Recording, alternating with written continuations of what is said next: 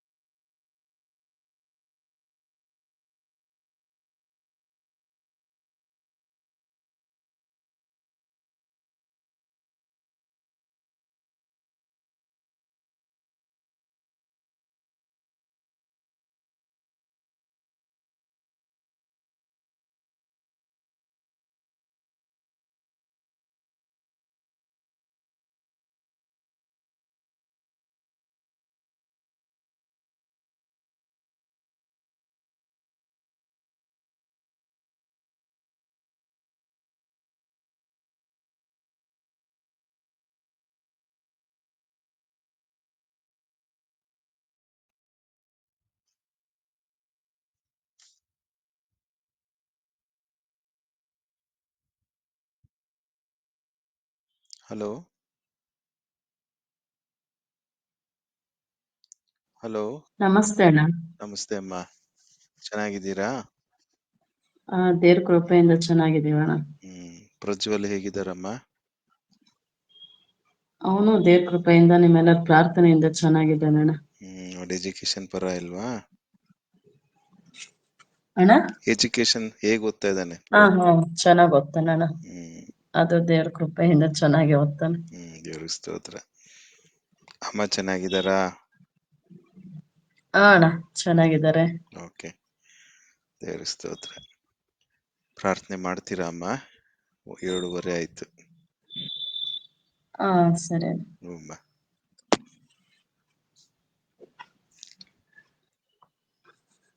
ನಮ್ಮನ್ನು ಬಹಳವಾಗಿ ಪ್ರೀತಿ ಮಾಡುವಂತ ಯೇಸು ಸ್ವಾಮಿ, ತಂದೆ, ಅಪ್ಪ, ಈ ಸಮಯವನ್ನು ಕೊಟ್ಟಂತಕ್ಕಾಗಿಯೂ ನಿನ್ಗೆ ಸ್ತೋತ್ರ ಕರ್ತನೆ. ಸ್ವಾಮಿ. ಅಪ್ಪ, ಈ ಸಮಯದಲ್ಲಿ ನಿನ್ನ ಸ್ತುತಿಸುವಂತ ಕೃಪೆ ಕೊಟ್ಟಂತಕ್ಕಾಗಿಯೂ ನಿನಗೆ ಸ್ತೋತ್ರ ರಾಜ. ಅಪ್ಪ, ಎಷ್ಟೋ ಜನಕ್ಕೆ ಸ್ವಾಮಿ ಈ ಸಮಯ ಸಿಗೋದಿಲ್ಲ ಕರ್ತನೆ. ಅಪ್ಪ, ಈ ಸಮಯ ತುಂಬಾ ಬೆಲೆ ಉಳ್ಳದ್ದು ಸ್ವಾಮಿ. ಅಪ್ಪ, ನಮಗಾದ್ರೂ ಸ್ವಾಮಿ ನೀನು ಹರಿಸ್ಕೊಂಡು ನಿನ್ನ ಕೃಪೆಯಲ್ಲಿ ಜೀವಿಸುವಂತ ಭಾಗ್ಯ ಕೊಟ್ಟಿದೀಯಲ್ಲಪ್ಪ. ನಿನಗಾಗಿ ಸಮಯವನ್ನ ನಾವು ಕಳೆಯುವಂತ ಭಾಗ್ಯ ನಮ್ಗೆ ನಿನ್ನ ಸನ್ನಿಧಿಯಲ್ಲಿ ಸ್ವಾಮಿ ಇರುವಂತ ರೀತಿಯಲ್ಲಿ ನೀನು ನಮಗೆ ಕೃಪೆ ಕೊಟ್ಟಿದೆಯಲ್ಲ ಸ್ವಾಮಿ. ಅದಕ್ಕಾಗಿಯೂ ನಿನಗೆ ಸ್ತೋತ್ರ ಕರ್ತನೆ. ಅಪ್ಪ ಸ್ವಾಮಿ, ಯಾರ್ಯಾರಿಗೆ ಸ್ವಾಮಿ ಸೇರ್ಬೇಕಂತ ಮನಸ್ಸಿದೆಯೋ ಕರ್ತನೆ ಅಪ್ಪ, ಅವರೆಲ್ಲರೂ ಸ್ವಾಮಿ ಈ ಸಭೆಗೆ ಅಪ್ಪ ಈಗ ಜಾಯಿನ್ ಆಗುವಂತೆ ಬೇಗ ಅವರ ಹೃದಯಗಳಲ್ಲಿ ಸ್ವಾಮಿ ನೀನ್ ಕಾರ್ಯ ಮಾಡು ಕರ್ತನೆ. ಅಪ್ಪ, ಎಲ್ಲ ರೀತಿಯಲ್ಲೂ ಅನುಕೂಲ ಮಾಡಿಕೊಡು ಸ್ವಾಮಿ ಕರ್ತನೆ. ಯಾವ ವಾಕ್ಯದ ಮುಖಾಂತರವಾಗಿ ನೀನ್ ಮಾತನಾಡ್ತೀಯೋ ಮಾತನಾಡು ಸ್ವಾಮಿ. ಅಪ್ಪ, ಘನಮಾನ ಮಹಿಮೆ ನಿನಗೊಬ್ಬನಿಗೆ ಸಲ್ಲಲಿ ಸ್ವಾಮಿ. ಅಪ್ಪ, ನಮ್ಮೆಲ್ಲರನ್ನು ಸೃಷ್ಟಿಸಿದ ಕರ್ತನ ನೀನೊಬ್ಬನೇ ಸ್ವಾಮಿ. ನಿಜವಾದ ದೇವರು ನೀನೆ ಅಂತ ನಮ್ಗೆ ತಿಳಿಯಪಡಿಸಿದಕ್ಕಾಗಿಯೂ ನಿನಗೆ ಸ್ತೋತ್ರ ಸ್ವಾಮಿ. ಅಪ್ಪ, ನಮಗೆ ಸ್ವಾಮಿ ಹೇಗ್ ನಡಿಬೇಕು ಅಂತ ನೀನು ಮಾದರಿ ಕೊಟ್ಟಿದ್ಯಲ್ಲ ಸ್ವಾಮಿ. ಅದಕ್ಕಾಗಿಯೂ ನಿನಗೆ ಸ್ತೋತ್ರ ಕರ್ತನೆ. ಅಪ್ಪ, ಯೇಸು ಕ್ರಿಸ್ತನೇ, ತಂದೆಯಾದಂತಹ ದೇವರೇ ಸ್ವಾಮಿ. ಅಪ್ಪ, ತನ್ನ ತಾಯಿ ತನ್ನ ಮಕ್ಕಳನ್ನ ಮರೆತರು ಸ್ವಾಮಿ, ನೀನ್ ನಮ್ಮನ್ನ ಮರಿದೆ ನಿನ್ನ ಕಣ್ಣು ಗುಡ್ಡೆಯಂತೆ ನಮ್ಮನ್ನ ಕಾಪಾಡ್ತಾ ಇರೋದಕ್ಕಾಗಿಯೂ ನಿನ್ಗೆ ಸ್ತೋತ್ರ ಸ್ವಾಮಿ. ಅಪ್ಪ, ಬೆಳಗಿನಿಂದ ಸ್ವಾಮಿ ಇಲ್ಲಿ ತನಕ ಸ್ವಾಮಿ ಈ ದಿನವನ್ನ ನೋಡುವಂತ ಭಾಗ್ಯ ಕೊಟ್ಟಂತಕ್ಕಾಗಿಯೂ ನಿನ್ಗೆ ಸ್ತೋತ್ರ ಸ್ವಾಮಿ. ಅಪ್ಪ, ಎಷ್ಟೋ ಜನ ಸ್ವಾಮಿ ಎಲ್ಲೆಲ್ಲೋ ಹೋಗಿ ಕರ್ತನೆ ಅಪ್ಪ ಮತ್ತೆ ಮನೆಗ್ ಬಾರದೇವ್ರು ಇರ್ತಾರೆ ಸ್ವಾಮಿ. ಮಲಗಿದ್ದವ್ರು ಮತ್ತೆ ಬೆಳಗ್ಗೆ ನೋಡದೇ ಇರೋಂಥವ್ರು ಇದ್ದಾರೆ ಸ್ವಾಮಿ. ಆದ್ರೆ ನಮಗಾದ್ರೂ ಸ್ವಾಮಿ ನಿನ್ನ ಕೃಪೆಯಿಂದ ಸ್ವಾಮಿ ಈ ದಿನವನ್ನ ನೋಡುವಂತ ಭಾಗ್ಯ ಕೊಟ್ಟಿದ್ಯಲ್ಲ, ಅದಕ್ಕೆ ಎಷ್ಟು ಸ್ತೋತ್ರ ನಿನಗೆ ಹೇಳಿದ್ರು ಸಾಕಾಗೋದಿಲ್ಲ ಸ್ವಾಮಿ. ಅಪ್ಪ ಯೇಸುವೆ, ನಮ್ಮನ್ನ ಇನ್ನೂ ಬಲಪಡಿಸು ನಿನ್ನಲ್ಲಿ ನಮ್ಮನ್ನ ಸ್ವಾಮಿ ಕರ್ತನೆ. ಯೇಸು ಕ್ರಿಸ್ತನೇ, ನೀನು ಅಪ್ಪ ನಿನ್ನ ಮಾರ್ಗವನ್ನ ನಮ್ಗೆ ತಿಳಿಯಪಡಿಸು ಸ್ವಾಮಿ. ಯಾವುದೇ ಕಷ್ಟ ಬಂದ್ರು ಸ್ವಾಮಿ ನಾವು ಬಿದ್ದು ಹೋಗದಂತೆ ನಮ್ಮನ್ನ ಕಾಪಾಡು ಸ್ವಾಮಿ. ಅಪ್ಪ, ನೀನು ನಂಬಿರ್ತಕ್ಕಂಥ ಯಾವೊಂದು ಮಗನು ಸ್ವಾಮಿ ಅಪ್ಪ ತಪ್ಪಿ ಹೋಗದಂತೆ ಕಾಪಾಡು ಸ್ವಾಮಿ. ನಿನಗೆ ಸ್ವಾಮಿ ಪ್ರಪಂಚದಲ್ಲಿರುವಂತ ಯಾವೊಂದು ಆತ್ಮನು ಸ್ವಾಮಿ ನಶಿಸಿ ಹೋಗುವುದಿಷ್ಟ ಇಲ್ಲ ಸ್ವಾಮಿ. ಎಲ್ಲರನ್ನೂ ನೀನು ಸ್ವಾಮಿ ಅಪ್ಪ ಕಾಪಾಡ್ಬೇಕಂತ ನಿನ್ನ ಆಸೆ ಸ್ವಾಮಿ. ನಿನ್ನ ಸನ್ನಿಧಿಗೆ ಸೇರ್ಬೇಕಂತ ಆಸೆ ಕರ್ತನೆ. ಅಪ್ಪ, ನೀನ್ ಮನಸ್ಸು ಮಾಡಿದ್ರೆ ಆಗುತ್ತೆ ಸ್ವಾಮಿ. ನಾವು ಸಹ ಸ್ವಾಮಿ ಬೇರೆ ಎಲ್ರಿಗೂ ಸಹ ನಿನ್ನ ಬಗ್ಗೆ ಹೇಳಿ ಅಪ್ಪ ನಿನ್ನ ರಕ್ಷಣೆಯ ಮಾರ್ಗಕ್ಕೆ ಜನರನ್ನ ತಿರುಗಿಸುವಂತ ಕೃಪೆ ಕೊಡು ಸ್ವಾಮಿ. ಜ್ಞಾನ ತಿಳುವಳಿಕೆ ಕೊಡು ಸ್ವಾಮಿ. ಯಾವ ವಿಷಯದಲ್ಲಿ ನಮ್ಗೆ ಜ್ಞಾನವಿಲ್ವೋ ಸ್ವಾಮಿ, ನೀ ನಮ್ಗೆ ಜ್ಞಾನವನ್ನು ಕೊಟ್ಟು ದಯಪಾಲಿಸು ಕರ್ತನೆ. ಅಪ್ಪ ಯೇಸು ಕ್ರಿಸ್ತನೇ, ತಂದೆಯಾದಂತಹ ದೇವ್ರೆ, ಅಪ್ಪ ನಿನ್ನ ಸಭೆ ಎಲ್ಲೆಲ್ಲಿ ನಡೀತಿದ್ಯೋ ಅಲ್ಲೆಲ್ಲವೂ ಸ್ವಾಮಿ ನಿನ್ನ ದೇವದೂತರ ದಂಡನ್ನ ಬಿಟ್ಟು ಸ್ವಾಮಿ ಸಭೆನ ನೀನ್ ನಡೆಸ್ಕೊಡು ಸ್ವಾಮಿ. ಯಾವ ಒಂದು ಮಗನ ತಪ್ಪಿ ಹೋಗದಂತೆ ಹೇಳಿದ್ದನ್ನ ಅಪ್ಪ ಅವರ ಜೀವನದಲ್ಲಿ ಅಳವಡಿಸ್ಕೊಂಡು ನಡೆಯುವಂತ ಕೃಪೆ ಕೊಡಪ್ಪ. ನಮ್ಮನ್ನ ದಿನೇ ದಿನೇ ಪರಿಶುದ್ಧರನ್ನಾಗಿ ಮಾಡು ಸ್ವಾಮಿ. ನಿನ್ನಂತೆ ಅಪ್ಪ ನೀನ್ ಹೇಗ್ ಪರಿಶುದ್ಧವಾಗಿ ಜೀವಿಸಿದ್ಯೋ ಅದೇ ರೀತಿಯಾಗಿ ನಾವು ಸಹ ಪರಿಶುದ್ಧವಾಗಿ ಜೀವಿಸುವಂತೆ ಸಹಾಯ ಮಾಡು ಕರ್ತನೆ. ಬಲಹೀನರಾಗಿರುವವರನ್ನ ನೀನ್ ಬಲಪಡಿಸಪ್ಪ. ಅನಾರೋಗ್ಯದಿಂದ ನರಳ್ತಾ ಇರೋರಿಗೆ ಆರೋಗ್ಯ ಕೊಡು ಸ್ವಾಮಿ. ವಿದ್ಯಾಭ್ಯಾಸ ಮಾಡುವಂತ ಮಕ್ಕಳಿಗೆ ಸ್ವಾಮಿ ನೀನ್ ಸಹಾಯಕನಾಗಿದ್ದು ದಾರಿ ತೋರಿಸು ಕರ್ತನೆ. ಮಾರ್ಗವಿಲ್ಲದವರಿಗೆ ನೀನು ದಾರಿಯಾಗಿದ್ಯಾ ಸ್ವಾಮಿ. ನೀನು ಸರಿಯಾದ ದಾರಿಯಲ್ಲಿ ದಾಡ್ಸಪ್ಪ ಸ್ವಾಮಿ. ನಾವ್ ಎಷ್ಟೇ ಕಷ್ಟ ಬಂದ್ರು ನಿನ್ನ ಬಿಡದಂತೆ ಸ್ವಾಮಿ ಕಾಪಾಡು ಕರ್ತನೆ. ಯೇಸು ಸ್ವಾಮಿ, ಇದನ್ನೆಲ್ಲ ಸ್ವಾಮಿ ನಿನ್ನ ದಿವ್ಯವುಳ್ಳ ನಾಮದಲ್ಲಿ ಈ ಪ್ರಾರ್ಥನೆಯನ್ನ ಬೇಡಿ ಹೊಂದಿದ್ದೇನೆ ಅಪ್ಪ ತಂದೆ, ಆಮೇನ್. ಆಮೆನ್. ದೇವರ ನಾಮಕ್ಕೆ ಸ್ತೋತ್ರವಾಗ್ಲಿ. ದೇವರು ನಿಮ್ಮನ್ನ ಆಶೀರ್ವದಿಸ್ಲಿ. ಆ ನಮಸ್ತೆ ಅಮ್ಮ, ಅಂಜನಮ್ಮ, ಹರೀಶಣ್ಣ, ಮಂಜಣ್ಣ, ನಮಸ್ಕಾರ ಅಣ್ಣ. ವಸಂತಣ್ಣ. ನಮಸ್ತೆ ಅಮ್ಮ. ಸೇವಕರು ಆಚೆ ಇದ್ದಾರಾ? ಸೇವೆಯಲ್ಲಿದ್ದಾರಾ? ಹ್ಞೂ ಅಣ್ಣ. ಹ್ಞೂ ಅಣ್ಣ. ದೇವ್ರ ಸ್ತೋತ್ರ. ಕರೆಂಟ್ ಇಲ್ಲ ಅಣ್ಣ, ಅದಕ್ಕೆ ವಿಡಿಯೋ ಆಫ್ ಮಾಡ ಆನ್ ಮಾಡಕ್ಕಾಗಲ್ಲ. ಪರ ಇಲ್ಲಮ್ಮ, ಪರ ಇಲ್ಲ. ದೇವ್ರ ನಿಮ್ಮನ್ನ ಆಶೀರ್ವದಿಸ್ಲಿ. ಅಮ್ಮ ಓಕೆ. ಕೋಮ್ಲಮ್ಮ, ಇವರು ಚಿಕ್ಕಪದ್ಮ ಫೋನ್ ಮಾಡಿದ್ರು ಹೋದ ವಾರದಲ್ಲಿ. ಆದ್ರೆ ಫೋನ್ ಮಾಡಿ ಸಾಧ್ಯ ಆದ್ರೆ ಮಾತಾಡಿ ಪಾಪ, ಬಹಳ ಇಕ್ಕಟ್ಟಲ್ಲಿದ್ದಾರೆ. ಮಾತಾಡ್ತಾ ಇರ್ತೀನಲ್ಲ. ಅವ್ರು ಅಮ್ಮ ಅವ್ರಿಗೆ ಹೇಳಿದ್ದೇನೆ ಅಣ್ಣ, ಈ ತರ ಅಭಿಯಾನದ ವಾಕ್ಯ ಬರುತ್ತೆ ಜಾಯ್ನ್ ಆಗಿ ಅಂತ.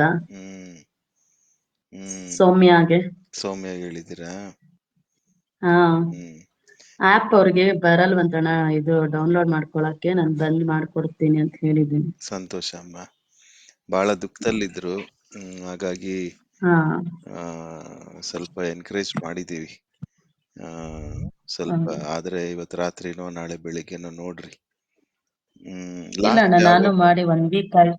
ಓಕೆ. ಮಕ್ಕಳು ಆರೋಗ್ಯದ ವಿಷಯದಲ್ಲಿ ಗೊತ್ತಾಗಿದೆ ಅಲ್ಲ ನಿಮಗೆ? ಮೊದ್ಲಣ್ಣ ಅಲ್ಲ, ಇತ್ತೀಚೆಗೆ ಅವ್ರ ಮಕ್ಕಳ ವಿಷಯದಲ್ಲಿ ಆರೋಗ್ಯದ ಬಗ್ಗೆ ಏನಾರು ಅಪ್ಡೇಟ್ ಇದೆಯಾ? ಗೊತ್ತಾಗಿದೆಯಲ್ಲ? ಏನು ಹೇಳಿಲ್ಲ ಅಣ್ಣ ಅವರು. ಹಾಗಾದ್ರೆ ಮಾಡಿಮ್ಮ, ಬಹಳ ದುಃಖದಲ್ಲಿದ್ದಾರೆ. ಬಹಳ ದುಃಖದಲ್ಲಿದ್ದಾರೆ. ಕಣ್ಣಲ್ಲಿ ನೀರು ಹಾಕ್ತಾ ಇದ್ರು ಪಾಪ. ಪ್ರಾರ್ಥನೆ ಮಾಡಿ ಸಮಾಧಾನ ಮಾಡಿದೀನಿ. ಗೊತ್ತಿಲ್ಲ, ದೇವರು ಸಮಾಧಾನ ಕೊಡಬೇಕು. ಥ್ಯಾಂಕ್ಸ್ ಅಮ್ಮ. ಓಕೆ, ಇವತ್ತಿನ ಧ್ಯಾನ ಭಾಗದಲ್ಲಿ 21ನೇ ಅಧ್ಯಾಯ ಯೋಹಾನ್ ಬರೆದ ಸುವಾರ್ತೆ.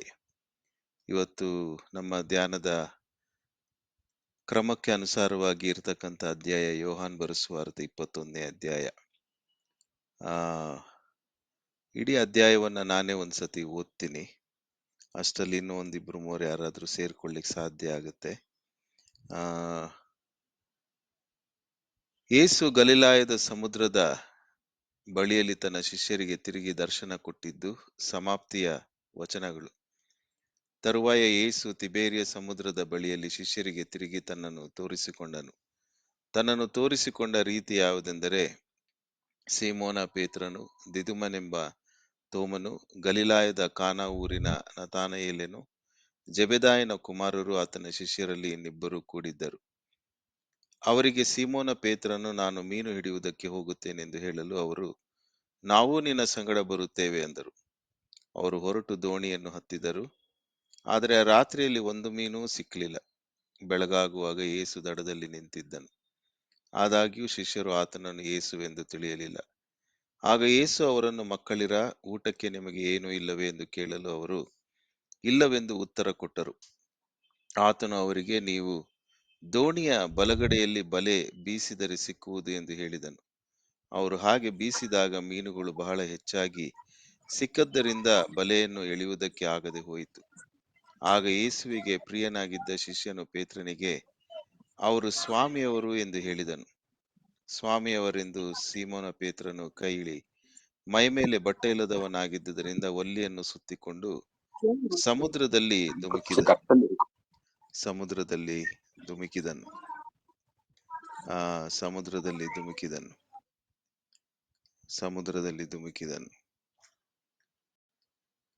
ದಡವು ದೂರವಾಗಿರದೆ ಹೆಚ್ಚು ಕಡಿಮೆ 200 ಮೊಳದಲ್ಲಿದ್ದರಿಂದ ಉಳಿದ ಶಿಷ್ಯರು ಮೀನು ತುಂಬಿದ ಆ ಬಲೆಯನ್ನು ಎಳೆಯುತ್ತಾ ದೋಣಿಯಲ್ಲಿಯೇ ಬಂದರು. ಅವರು ಭೂಮಿಗೆ ಇಳಿದಾಗ ಕೆಂಡಗಳನ್ನು, ಅವುಗಳ ಮೇಲೆ ಇಟ್ಟಿದ್ದ ಮೀನುಗಳನ್ನು ರೊಟ್ಟಿ ಸಹಿತವಾಗಿ ಕಂಡರು.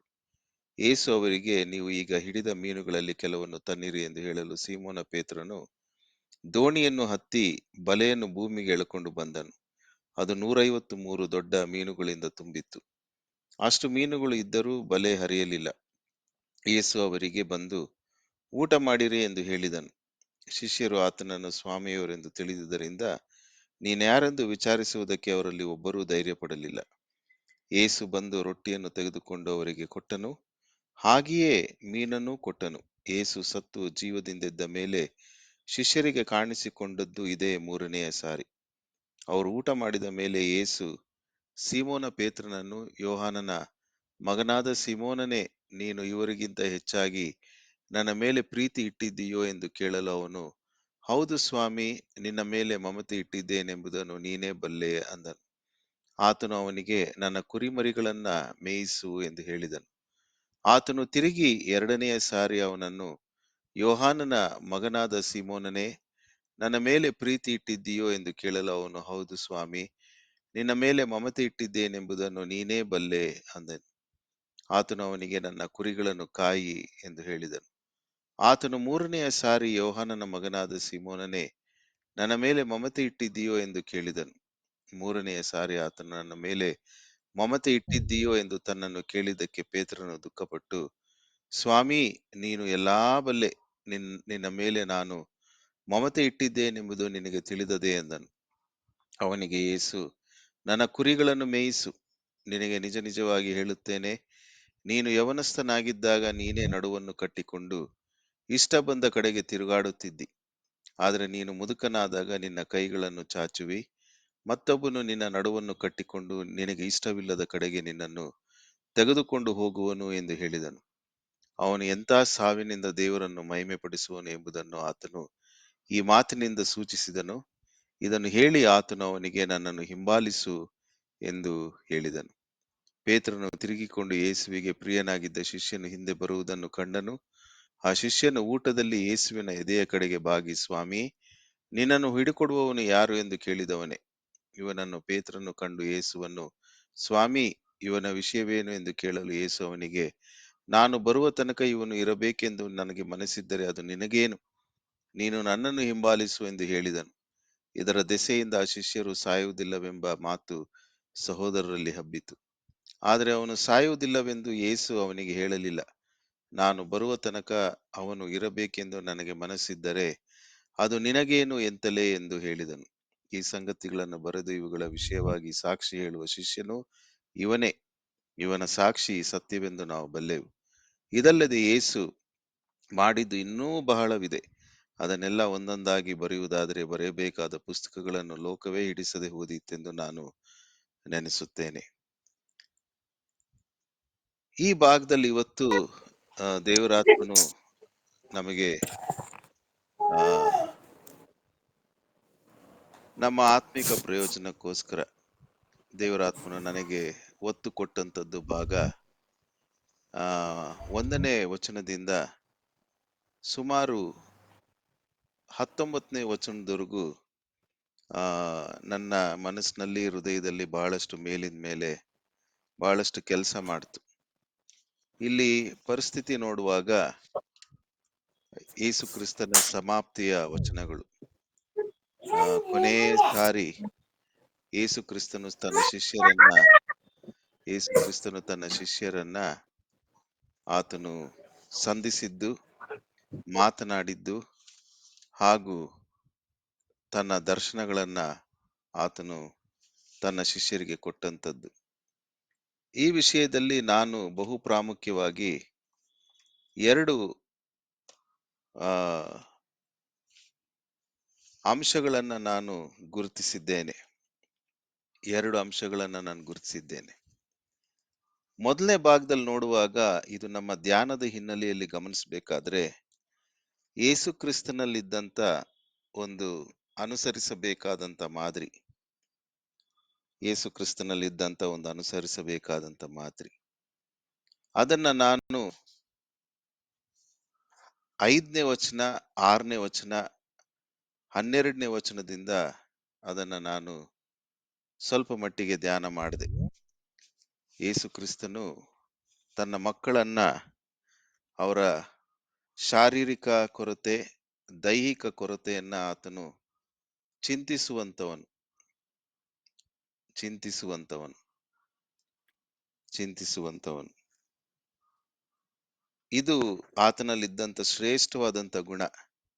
ಮೊದಲು ಶರೀರಕ್ಕೆ ಬೇಕಾದಂಥದ್ದು, ಅದಕ್ಕೋಸ್ಕರನೇ ಆತನು ಮತ್ತಾಯನ ಬರೆದ ಸುವಾರ್ತೆ 11ನೇ ಅಧ್ಯಾಯ 28-29ನೇ ವಚನದಲ್ಲಿ ನಾವು ಈಗಾಗಲೇ ನಮ್ಗೆಲ್ರಿಗೂ ಅದು ಚಿರಪರಿಚಿತವಾದಂತ ವಚನ ಹಾಗೂ ಅನೇಕ ಬಾರಿ ಅನೇಕರನ್ನ ಸಂತೈಸುವುದಕ್ಕೂ ಆಧರಿಸುವುದಕ್ಕೂ ಉಪಯೋಗಿಸುವಂತ ವಚನ.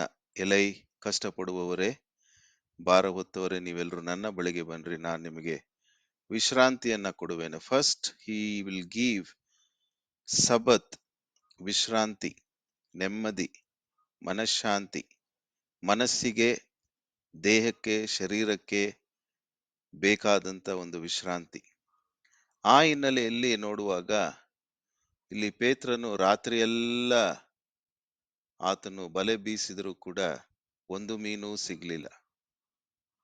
ನಿಜವಾಗ್ಲೂ ಯೇಸು ಕ್ರಿಸ್ತನು ಚಿಂತನಾಶೀಲನಾಗಿ ಕೂಡಿರ್ತಕ್ಕಂಥ ದೇವರು ಮನುಷ್ಯನಾಗಿದ್ರು ಕೂಡ ಆತನು ಚಿಂತಿಸುವಂತವನು ಅನ್ನುವಂಥದ್ದು ಅವನ ಒಂದು ಸಂಬೋಧಿಸುವಂತದ್ರಲ್ಲಿ ಗೊತ್ತಾಗ್ತದೆ. ಮಕ್ಕಳಿರಾ, ಯೇಸು ಅವರನ್ನ ಮಕ್ಕಳಿರ, ಊಟಕ್ಕೆ ನಿಮಗೆ ಏನೂ ಇಲ್ಲವೇ ಎಂದು ಕೇಳಲು ಅವರು ಇಲ್ಲವೆಂದು ಉತ್ತರ ಕೊಟ್ಟರು. ಹಾಗಾದ್ರೆ ಇಲ್ಲಿ ಆತನು ಚಿಂತಿಸುವಂತದ್ದನ್ನ ಗಮನಿಸ್ತೇವೆ. ಆತನು ಇಲ್ಲಿ ಪ್ರಸ್ತಾಪಿಸುವಾಗ ಮಕ್ಕಳಿರ ಅನ್ನುವಾಗ ಇಟ್ ಶೋಸ್ ರಿಲೇಶನ್ಶಿಪ್, ಒಂದು ಸಂಬಂಧವನ್ನ ತಿಳಿಸ್ತದೆ, ಆತ್ಮೀಕವಾದಂತ ಸಂಬಂಧ. ಆತನ 12 ಶಿಷ್ಯರು ಕೂಡ ಯಾರು ರಕ್ತ ಸಂಬಂಧಿಕರಲ್ಲ, ತಾನು ಆರಿಸಿಕೊಂಡಂತ ಮಕ್ಕಳು, ಆತ್ಮೀಕ ಮಕ್ಕಳು. ಆ ಸಂಬಂಧದಿಂದ ಆತನು ಕರೆಯುವಂಥದ್ದು ಮಕ್ಕಳಿರ, ಊಟಕ್ಕೆ ನಿಮಗೆ ಏನೂ ಇಲ್ಲವೇ ಎಂದು ಕೇಳಲು ಅವರು ಇಲ್ಲವೆಂದು ಉತ್ತರ ಕೊಟ್ಟರು. ಪ್ರತಿಯೊಂದೊಂದು ಪರಿಸ್ಥಿತಿಯಲ್ಲಿ ಅವರ ಸ್ಥಿತಿಯನ್ನ ಅರ್ಥ ಮಾಡ್ಕೊಳ್ತಿದ್ದ ಯೇಸು ಕ್ರಿಸ್ತನು. ತಾನು 3.5 ವರ್ಷ ಸೇವೆ ಮಾಡುವಾಗ, ಸೇವೆ ಮಾಡಿ ಶಿಲುಬೆಯ ಮರಣವನ್ನ ಅನುಭವಿಸಿ ಪಾಪಿಗಳಿಗೋಸ್ಕರ ಶಿಲುಬೆ ಮೇಲೆ ಪ್ರಾಣ ಕೊಟ್ಟು ಪಾಪ ಪರಿಹಾರಕ್ಕೋಸ್ಕರ ಮನುಷ್ಯರಿಗೆ ಪ್ರಾಣ ಬಿಟ್ಟು, ಈಗೋ ನನ್ನ ಆತ್ಮವನ್ನು ನಿನ್ನ ಕೈಗೆ ಒಪ್ಪಿಸಿಕೊಟ್ಟಿದ್ದೇನೆ ಎಂದು ಹೇಳಿ ಹೂಣಲ್ಪಟ್ಟು ಮತ್ತೆ 3ನೇ ದಿವಸ ಎದ್ದು ಬಂದು ಆತನು ಕಾಣಿಸಿಕೊಳ್ಳುವಾಗ ಆತನು ಹೇಳುವಂಥದ್ದು ಆ ಸಂಬಂಧ ಚಿಂತಿಸುವಂತವನು, ಏನೂ ಇಲ್ಲವೇ. ಒಂದು ಸಮಸ್ಯೆ ಇದ್ದಾಗ ಒಂದು ಪರಿಹಾರವನ್ನು ಕೂಡ ಆತನು ಕೊಡುವಂತವನು. ಅಷ್ಟರ ಮಟ್ಟಿಗೆ ಆತನು ಚಿಂತಿಸುವಂತ ದೇವರ ಕಾಣಿಸಿಕೊಂಡ. ಆಗ ತಕ್ಷಣ ಅವನು ಹೇಳುವಂಥದ್ದು 6ನೇ ವಚನದಲ್ಲಿ, ನೀವು ಬಲಗಡೆಯಲ್ಲಿ ಬಲೆ ಬೀಸಿದರೆ ಸಿಕ್ಕುವುದು. ಹಾಗಾದ್ರೆ ದೇವರಿಗೆ ನಮ್ಮ ಪ್ರತಿಯೊಂದೊಂದು ಪರಿಸ್ಥಿತಿಗಳು ಆತನಿಗೆ ತಿಳಿದಂತವುಗಳಾಗಿದೆ.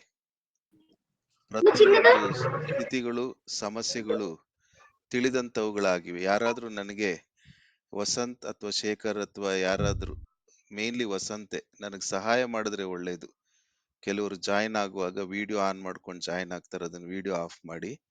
ಪ್ಲಸ್ ಜಾಯಿನ್ ಆಗುವಾಗ ಅನ್ಮ್ಯೂಟ್ ಇರ್ತದೆ, ಅದನ್ನ ಮ್ಯೂಟ್ ಮಾಡಬೇಕು, ಇಲ್ಲ ನನಗೆ ಡಿಸ್ಟ್ರಾಕ್ಷನ್ ಆಗ್ತದೆ, ಸ್ವಲ್ಪ ನನ್ನ ಆಲೋಚನೆ ಇದಾಗ್ತದೆ. ಹಾಗಾಗಿ ಸಹಾಯ ಮಾಡ್ಲಿಕ್ಕೆ ಸಾಧ್ಯನಾ ವಸಂತ್? ಮಾಡ್ತೇನೆ. ಹಾ ಹಾ ಹಾಗಾದ್ರೆ ಯೇಸು ಕ್ರಿಸ್ತನಲ್ಲಿ ಇದ್ದಂಥದ್ದು, ಆತನು ಗಮನಿಸುವಂತವನು. ಗಮನಿಸಿದ ಮೇಲೆ ಅದಕ್ಕೆ ತಕ್ಕಂತೆ ಆತನು ಕೆಲವೊಂದು ಮಾರ್ಗದರ್ಶನವನ್ನ ನೀಡಿ ಪರಿಹಾರವನ್ನ ಕೊಡುವಂತವನು. ಕೊಟ್ಟು ಅವರಿಗೆ ಸಂಪೂರ್ಣ ಸಮಾಧಾನವನ್ನ ಆತನು ಒದಗಿಸುವಂತವನು. 12ನೇ ವಚನದಲ್ಲಿ ಯೇಸು ಅವರಿಗೆ ಬಂದು ಊಟ ಮಾಡಿರಿ ಎಂದು ಹೇಳಿದನು. ಅಂದ್ರೆ ಸಮಾಧಾನ, ನೆಮ್ಮದಿಯ ಸ್ಥಿತಿ. ಒಂದು ಸಮಸ್ಯೆಗೆ ಒಂದು ಪರಿಹಾರವನ್ನ ಒದಗಿಸಿಕೊಟ್ಟು ಅದನ್ನ ಸಮಾಧಾನಕ್ಕೆ ನಡೆಸುವಂಥದ್ದು ಯೇಸು ಕ್ರಿಸ್ತನಲ್ಲಿದ್ದಂತ ಒಂದು ಆತ್ಮೀಕ ಜೀವನ ಶೈಲಿ. ತನ್ನನ್ನು ಆತುಕೊಂಡಿದ್ದಂತ ಶಿಷ್ಯರಿಗೆ ತೋರಿಸಿದಂತ ಜೀವನ. ಹಾಗಾದ್ರೆ ಅನ್ವಯ, ನಾವು ಕೂಡ ಯೇಸು ಕ್ರಿಸ್ತನ ಮಕ್ಕಳಾಗಿರುವುದರಿಂದ, ಯೇಸು ಕ್ರಿಸ್ತನ ಶಿಷ್ಯರಾಗಿರುವುದರಿಂದ, ದೇವರು ನಮಗೆ ಒದಗಿಸಿಕೊಟ್ಟಂತ ಆತ್ಮೀಕ ಸಹೋದರಿಯರ ಅವರ ಜೀವನದಲ್ಲಿ ಬರ್ತಕ್ಕಂಥ ಸಮಸ್ಯೆಗಳನ್ನ ನಾವು ಗಮನಿಸುವಂತವರಾಗಿರಬೇಕು. ಅದಕ್ಕೆ ನಾವು ಸ್ಪಂದಿಸುವಂತವರಾಗಿರಬೇಕು. ಬೇಜವಾಬ್ದಾರಿಯಿಂದ ಇರ್ಲಿಕ್ಕೆ ಸಾಧ್ಯತೆ ಇಲ್ಲ. ನಮಗ್ ಸಂಬಂಧನೇ ಇಲ್ಲ ಅನ್ನುವಂತ ರೀತಿಯಲ್ಲಿ ನಾವು ಕೈ ತೊಳ್ಕೊಂಡು ಸುಮ್ಮನೆ ಇರ್ಲಿಕ್ಕೆ ಸಾಧ್ಯತೆ ಇಲ್ಲ. ನಮ್ಮ ಸಹೋದರ ಸಹೋದರಿಯರು ದೇವರು ನಮಗೆ ಒದಗಿಸಿಕೊಟ್ಟಂತ ದೇವರ ಮಕ್ಕಳು ಸಮಸ್ಯೆಗಳಲ್ಲಿರುವಾಗ ನಾವು ಬಹಳ ಹಗುರ ಭಾವದಿಂದ ಅದನ್ನ ತೆಗೆದುಕೊಳ್ಳಿಕ್ ಸಾಧ್ಯತೆ ಇಲ್ಲ. We have to be very alert, vigilant and respond. ಗಮನಿಸುವಂತವರಾಗಬೇಕು. ಅಲ್ಲಿ ಏನೋ ಒಂದು ಸಮಸ್ಯೆ ಏನೋ ಒಂದಿದೆ. ಆ ಸಮಸ್ಯೆಗೆ ನಾನು ಗಮನಿಸುವಂತ ಕ್ರಿಯಾಶೀಲತೆಯಿಂದ ಕೂಡಿರ್ತಕ್ಕಂಥ ಒಬ್ಬ ಆತ್ಮಿಕ ವ್ಯಕ್ತಿಯಾಗಿರ್ಬೇಕು. ಹೇಗೆ ಯೇಸು ಕ್ರಿಸ್ತನು ಆತನು ತಾನು ಆದುಕೊಂಡಂತರ ಶಿಷ್ಯರ ಜೀವಿತದಲ್ಲಿ ಆತನು ಗಮನಿಸುವಂತ ವ್ಯಕ್ತಿಯಾಗಿ ಆತನು ನಿರ್ವಹಿಸಿದನೋ, ಕಾಣಿಸಿಕೊಂಡನೋ, ಹಾಗೆ ನಾನು ಗಮನಿಸುವಂತವನಾಗಬೇಕು.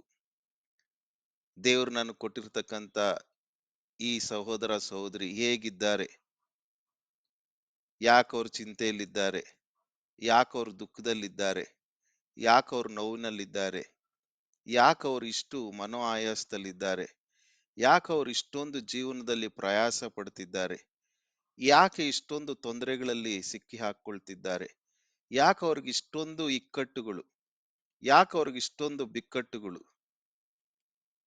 ಇದು ಒಬ್ಬ ಶಿಷ್ಯನಲ್ಲಿರಬೇಕಾದಂತ ಪ್ರೈಮರಿ ಕ್ಯಾರೆಕ್ಟರಿಸ್ಟಿಕ್, ಪ್ರಾಥಮಿಕ ಒಂದು ಗುಣಲಕ್ಷಣ. ನನ್ನ ಹೆಂಡತಿಗೆ, ನನ್ನ ಮಕ್ಕಳಿಗೆ ಏನಾದ್ರೂ ಆದ್ರೆ ಎಷ್ಟು ಬೇಗ ನಾನು ಗಮನಿಸಿ ಸ್ಪಂದಿಸ್ತೇನೋ, ಹಾಗೆ ದೇವರು ಒದಗಿಸಿಕೊಟ್ಟಂತ ಆತ್ಮಿಕ ಸಹೋದರ ಸಹೋದರಿಯರ ಜೀವಿತದಲ್ಲಿ ಏನಾದ್ರು ಹೆಚ್ಚು ಕಡಿಮೆ ಏರುಪೇರುಗಳು ಜೀವನದಲ್ಲಿ ಅವರ ಶಾರೀರಿಕ ದೇಹದಲ್ಲಿ ಏನಾರು ಆದಾಗ ಅಷ್ಟೇ ಕಾಳಜಿ ವಹಿಸಿ ಮುತುವರ್ಜಿಯಿಂದ ಸ್ಪಂದಿಸುವಂತವರಾಗಬೇಕು. We take God's children for granted. ಇದು ಶಿಷ್ಯತ್ವಕ್ಕೆ ಸಲ್ಲತಕ್ಕದ್ದಲ್ಲ. We take God's children very casually. Take it for granted. Take it for granted.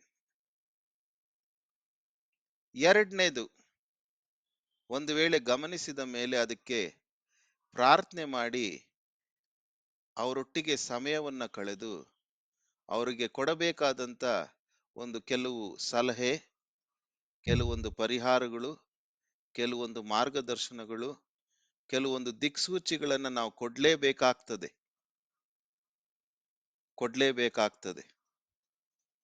ನಾನು ಇವತ್ತಿಷ್ಟು ಚೆನ್ನಾಗಿದ್ದೀನಿ ಎಂಬುದಾಗಿ ಹೇಳಿಕೊಳ್ಳುವುದಾದ್ರೆ, ದೇವರು ನನ್ನ ಸಮಸ್ಯೆಗಳನ್ನ, ನನ್ನ ತೊಂದರೆಗಳನ್ನ ಅನೇಕರು ಗಮನಿಸಿ ಅವರು ಹೇಗೆ ನನ್ನಲ್ಲಿ ಕೆಲಸ ಮಾಡಿದರೋ, ನನ್ನನ್ನು ಚಂದ ಮಾಡಿದರೋ, ಯೇಸು ಕ್ರಿಸ್ತನ ಹೆಸರಿನಲ್ಲಿ ನಾನು ಕೂಡ ಹಾಗೆ ಮಾಡ್ಬೇಕನ್ನುವಂತ ಒಂದು ಹೊಣೆಗಾರಿಕೆಯಲ್ಲಿ ನಾನಿದ್ದೇನೆ. ಅವರು ಒಂದು ಸುಸ್ಥಿತಿಗೆ ಬರುವ ತನಕ, ಸಮಾಧಾನದ ಸ್ಥಿತಿಗೆ ಬರುವ ತನಕ ನಾನು ಅವರೊಟ್ಟಿಗೆ I should be with them. I should be with them both in spirit as well as in presence. ಆತ್ಮದಿಂದಲೂ ಹಾಗೂ ಮುಖ ಪ್ರಸನ್ನತೆಯಿಂದಲೂ ಅವರೊಟ್ಟಿಗೆ ನಾವು ಇರಬೇಕಾಗ್ತದೆ. ಇದು ದೇವರ ಮಕ್ಕಳಲ್ಲಿ ಇರಬೇಕಾದಂತ ಒಂದು ಪ್ರಾಮುಖ್ಯವಾದಂತ ಆತ್ಮೀಕ ಗುಣಲಕ್ಷಣ.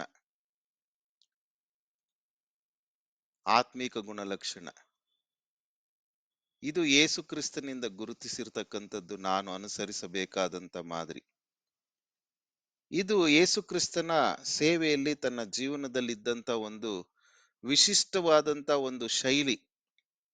ಆತನು ಸೇವೆಯನ್ನ ಮಾಡುವಾಗ, ಜನರೊಟ್ಟಿಗೆ ಆತನು ಜೀವಿಸುವಾಗ, ಆತನು ಜೀವನದಲ್ಲಿ ಅಳವಡಿಸಿಕೊಂಡಂತ ಒಂದು ಶ್ರೇಷ್ಠವಾದಂತ ಒಂದು ಶೈಲಿ. He always moved people with human touch.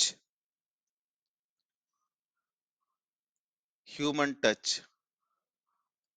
ನಾವು ಮನುಷ್ಯರೊಟ್ಟಿಗೆ ಮಾತನಾಡುವಾಗ ಮನುಷ್ಯರಿಗೆ ಭಾಸವಾಗುವಂತ ರೀತಿಯಲ್ಲಿ ನಾವು ಆ ಒಂದು ಭಾವನೆಗಳಿಂದ ಕೂಡಿದವರಾಗಿ, ಅವರ ನೋವೇ ನಮ್ಮ ನೋವು, ಅವರ ಕಷ್ಟವೇ ನನ್ನ ಕಷ್ಟ, ಅವರ ಸಂಕಟವೇ ನನ್ನ ಸಂಕಟ, ಅವರ ದುಃಖವೇ ನನ್ನ ದುಃಖ ಅನ್ನುವಂತ ರೀತಿಯಲ್ಲಿ ನಾನು ಕೂಡ ಅವರ ದುಃಖದಲ್ಲಿ ಭಾಗಿಯಾಗಿದ್ದೇನೆ ಅನ್ನುವಂತ ಜೀವನ ಬರಬೇಕು ಶಿಷ್ಯತ್ವದಲ್ಲಿ. This is lacking in today's discipleship. This is lacking in today's God's children. This is lacking in today's Christianity. ನಾನೊಬ್ಬ ಚೆನ್ನಾಗಿದ್ರೆ ಸಾಕು, ಬೇರೆಯವ್ರು ಯಾವ ಇಕ್ಕಟ್ಟಲ್ಲಿದ್ರು ಹೆಂಗಾದ್ರೂ ಇರ್ಲಿ, ಅವ್ರು ಮಾಡಿದವ್ರು ಅನುಭವಿಸ್ಬೇಕು. ನಾವ್ ಹೇಳಿದ್ವಾ ಅವ್ರಿಗೆ ಸಾಲ ಮಾಡುವಂತ, ಅವ್ರಿಗೆ ಹೇಳಿದ್ವಾ ಇಷ್ಟೊಂದು ದುಡ್ಡು ಖರ್ಚು ಮಾಡಿ ಮದ್ವೆ ಮಾಡುವಂತ, ಅವ್ರಿಗೆ ಹೇಳಿದ್ವಾ ನಾವು ಇಷ್ಟೊಂದು ಲಕ್ಷಗಳು ಮಾಡಿ ಮಕ್ಕಳಿಗೆ ಕಾಲೇಜ್ಗೆ ಇಂಥ ದೊಡ್ಡ ಕಾಲೇಜಿಗೆ ಸೇರ್ಸು ಅಂತ, ಅವ್ರಿಗೆ ಹೇಳಿದ್ವಾ ಸಾಲ ಮಾಡಿ ಗಾಡಿ ತಕೊಡು ಅಂತ, ಅವ್ರಿಗೆ ಹೇಳಿದ್ವಾ ನಾವು ಸಾಲ ಮಾಡಿ ಮೊಬೈಲ್ ತಕೊಡು ಅಂತ, ಆಪಲ್ ಫೋನು ಇರ್ಲಿ, ಏನೋ ಹೆಚ್ಚು ಕಡಿಮೆ ಆಗ್ತದೆ. ಆದಾಗ we should be with them. ಅನಾರೋಗ್ಯ, ದಿಢೀರ್ನೆ ಮನುಷ್ಯನಿಗೆ ಆರೋಗ್ಯ ಕುಸಿತದೆ, we should be with them. ಇದು ನಾನು ಮತ್ತು ನೀವು ನಮ್ಮ ಜೀವಿತದಲ್ಲಿ ಯೇಸು ಕ್ರಿಸ್ತನಿಂದ ಅಳವಡಿಸಿಕೊಳ್ಳಬೇಕು, ಸ್ಪಂದಿಸಬೇಕು. ಸುಮ್ನೆ ಬರಲ್ಲ ರೀ. ಆ ರೀತಿ ಗಮನಿಸಿ ಅವರಿಗೋಸ್ಕರ ಚಿಂತನಾಶೀಲತೆಯಿಂದ, ಹಿತಚಿಂತನೆಯಿಂದ ಅವರನ್ನ ಒಂದು ಸಮಾಧಾನದ ಸ್ಥಿತಿಗೆ ತರುವ ತನಕ ನಾವು ಪ್ರಯತ್ನ ಮಾಡಬೇಕಾದ್ರೆ ನಾವು ಕೆಲವು ತ್ಯಾಗಗಳನ್ನ ಮಾಡ್ಬೇಕು. ನಾವು ನಮ್ಮ ಆಶೆಗಳನ್ನ ಬದಿಗೊತ್ತಬೇಕು, ನಮ್ಮ ಸುಖಗಳನ್ನ ಬದಿಗೊತ್ತಬೇಕು.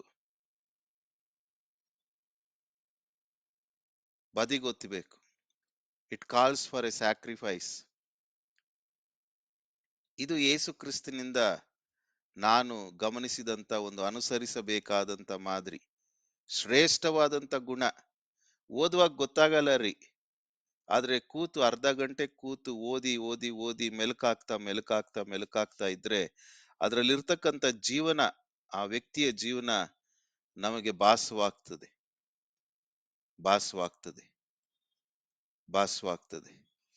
ಹಾಗೂ ಎರಡನೇ ಮುಖದಲ್ಲಿ ನೋಡುವಾಗ, ಹಾಗೆ ಬರುವಾಗ, ಆತನು ದೈಹಿಕ ಕೊರತೆಯನ್ನ ನೀಗಿಸಿದ ಮೇಲೆ ಯೇಸು ಕ್ರಿಸ್ತನು ಪೇತ್ರನಿಗೆ ಬಹಳ ನಿಖರವಾಗಿ ಆತನೊಟ್ಟಿಗೆ ಮಾತನಾಡುವಂಥದ್ದನ್ನ ಗಮನಿಸ್ತೇವೆ.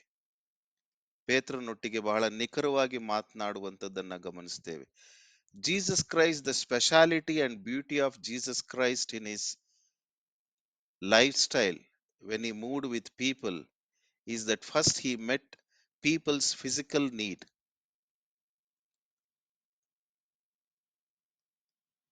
Then he set his expectation about their soul. And their ministry.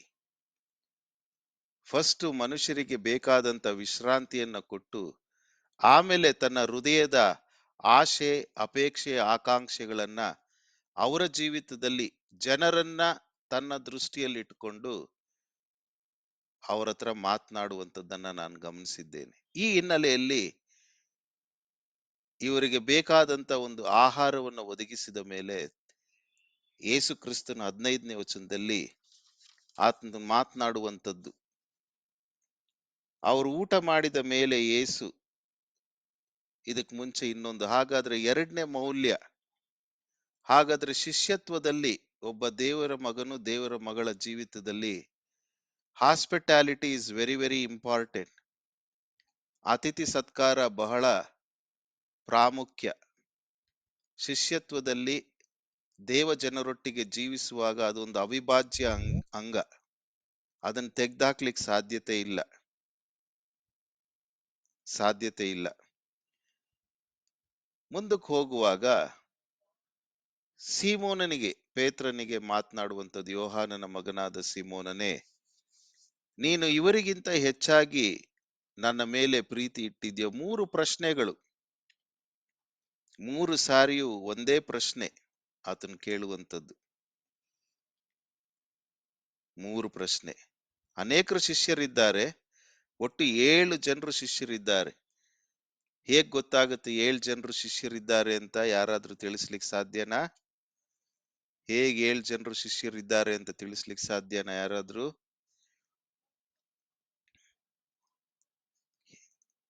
ಯಾರಿಗಾದ್ರೂ ಗುರ್ತಿಸ್ಲಿಕ್ಕೆ ಸಾಧ್ಯ ಆಯ್ತಾ ಎಷ್ಟು ಜನ ಶಿಷ್ಯರಿದ್ದಾರೆ ಅಂತ? Anybody can tell? 2ನೇ ವಚನದಲ್ಲಿದೆ ಅಣ್ಣ. ವೆರಿ ಗುಡ್ ಅಮ್ಮ ಜ್ಯೋತಿಮ್ಮ. ಎಷ್ಟು ಜನರಿದ್ದಾರೆ? ಸಿಮೋನ, ಪೇತ್ರನು, ದಿದ್ಯುಮನೆಂಬ ತೋಮನು, ಗಲಿಲಾಯದ ಕಾನಾ ಊರಿನ ನತಾನಾಯೇಲನು, ಜೆಬೆದಾಯನ ಕುಮಾರರು, ಆತನ ಶಿಷ್ಯರಲ್ಲಿ ಇನ್ನಿಬ್ಬರು ಕೂಡಿದ್ದರು. ಒಟ್ಟು ಎಷ್ಟು ಜನ? ಸೀಮೋನ ಪೇತ್ರ ಅಂದ್ರೆ ಅವನೊಬ್ಬನೇ. ದಿದುಮನೆಂಬ ತೋಮನು ಅನ್ನುವಾಗ ಅವನು ಒಬ್ಬನೇ. ದಿದುಮ ಅಂದ್ರೆ ಟ್ವಿನ್, ಅವಳಿ ಜವಳಿ, ಅದ್ರಲ್ಲಿ ಇವನು ಒಬ್ಬನು. ದಿದುಮನೆಂಬ ಅನ್ನುವಾಗ ಟ್ವಿನ್ ಬ್ರದರ್ ತೋಮನು. ತೋಮನ್ಗೆ ಇನ್ನೊಬ್ಬ ಟ್ವಿನ್ ಬ್ರದರ್ ಇದ್ದ, ಅವನಿಗೆ ಬೈಬಲ್ ಅಲ್ಲಿ ಪ್ರಸ್ತಾಪ ಆಗಿಲ್ಲ, ಇವನ್ ಮಾತ್ರ ಇದ್ದಾನೆ. ದಿದುಮನೆಂಬ 19ನೇ ಅಧ್ಯಾಯದಲ್ಲೂ ನೋಡ್ಬೋದು ನೀವು. ಸೀಮೋನ ಪೇತ್ರನು ಒಬ್ಬನು, ದಿದುಮನೆಂಬ ತೋಮನು 2ನೇವನು, ನತಾನಿಯೇಲನು 3ನೇವನು, ಜೆಬೆದಾಯನ ಕುಮಾರರು ಅಂದ್ರೆ ಯಾಕೋಬ ಮತ್ತು ಯೋಹಾನ. ಎಷ್ಟ್ ಜನ ಆಯ್ತು? 5 ಜನ. ಆಮೇಲೆ ಮತ್ತೆ ಇನ್ನಿಬ್ಬರು, ಆತನ ಶಿಷ್ಯರಲ್ಲಿ ಇನ್ನಿಬ್ಬರು ಕೂಡಿದ್ರು. ಯಾರೋ ಗೊತ್ತಿಲ್ಲ, ಫಿಲಿಪ್ನ, ಆಂದ್ರೇಯನ, ಗೊತ್ತಿಲ್ಲ, ಇನ್ನು ಯಾರಿದ್ರೋ ಗೊತ್ತಿಲ್ಲ. 12ರಲ್ಲಿ ಒಬ್ಬ ಹೊರಟೋಗಿದ್ದಾನೆ ಆಲ್ರೆಡಿ. 11ರಲ್ಲಿ 7 ಜನ ಇದ್ದಾರೆ. 4 ಜನರು ಯಾರೋ ಗೊತ್ತಿಲ್ಲ. 4 ಜನರಲ್ಲಿ ತಿಮೋತಿ ಶಿಷ್ಯನಿಲ್ಲ ಅಮ್ಮ, ಗೊತ್ತಿಲ್ಲ. ಒಟ್ನಲ್ಲಿ ಇಬ್ರು ಇದ್ದಾರೆ. ಈ 4 ಜನರಲ್ಲಿ ಯಾರೋ ಇಬ್ರು ಇದ್ದಾರೆ. ಈ 7 ಜನರಲ್ಲಿ ಆತನು ದೃಷ್ಟಿ ಇಟ್ಟು ನೋಡ್ತಾ ಇರ್ತಕ್ಕಂಥದ್ದು ಪೇತ್ರನನ್ನ ನೋಡಿ ಹೇಳುವಂಥದ್ದು.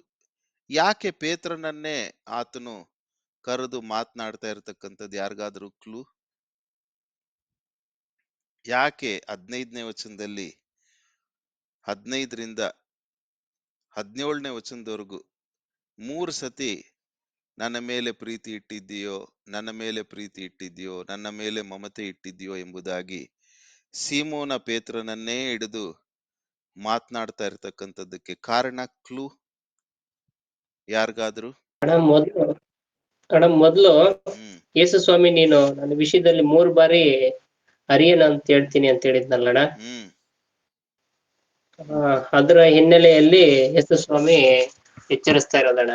ಹೌದಪ್ಪ. ಬಟ್ ಯಾಕೆ 7 ಜನ ಶಿಷ್ಯರಲ್ಲಿ ಇವನನ್ನೇ ಹಿಡಿದು ಮಾತನಾಡ್ತಾ ಇದ್ದಾನೆ ಪೇತ್ರನನ್ನ ಆ ರೀತಿ? ಅತಿ ಪ್ರಿಯನಾದಂತಹ ಶಿಷ್ಯನಲ್ಲಣ್ಣ ಸಿಮೋನ ಪೇತ್ರನ. ಫಸ್ಟ್ ಆಯ್ಕೆ ಮಾಡ್ಕೊಂಡಿದ್ದು ಪೇತ್ರನ ಅಂತಲ್ಲಣ್ಣ. Very good. ಆಮೇಲೆ ಅವನ್ಗೆ ಇನ್ನೊಂದೇನೋ ಹೇಳ್ದ, ಹಾಗೆ ಮುಂದಕ್ಕೆ ಬಂದ್ರೆ ಪೇತ್ರನಿಗೆ ಏನ್ ಹೇಳ್ದೆ? ನನ್ನ ಕುರಿಗಳನ್ನು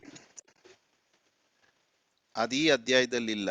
ಪೇತ್ರನನ್ನ ಕುರಿತು ಪೇತ್ರನ ಬಗ್ಗೆ ಏನೋ ಒಂದು ಬಹಳ ವಿಶೇಷವಾದಂತ ಮಾತನ್ನ ಹೇಳ್ದ. ನೀನೊಂದು ರಾಕ್ ಅಂತ ವೆರಿ ಗುಡ್, ಹೇಳ್ತಾರೆ ಅಂಕಲ್. Very good.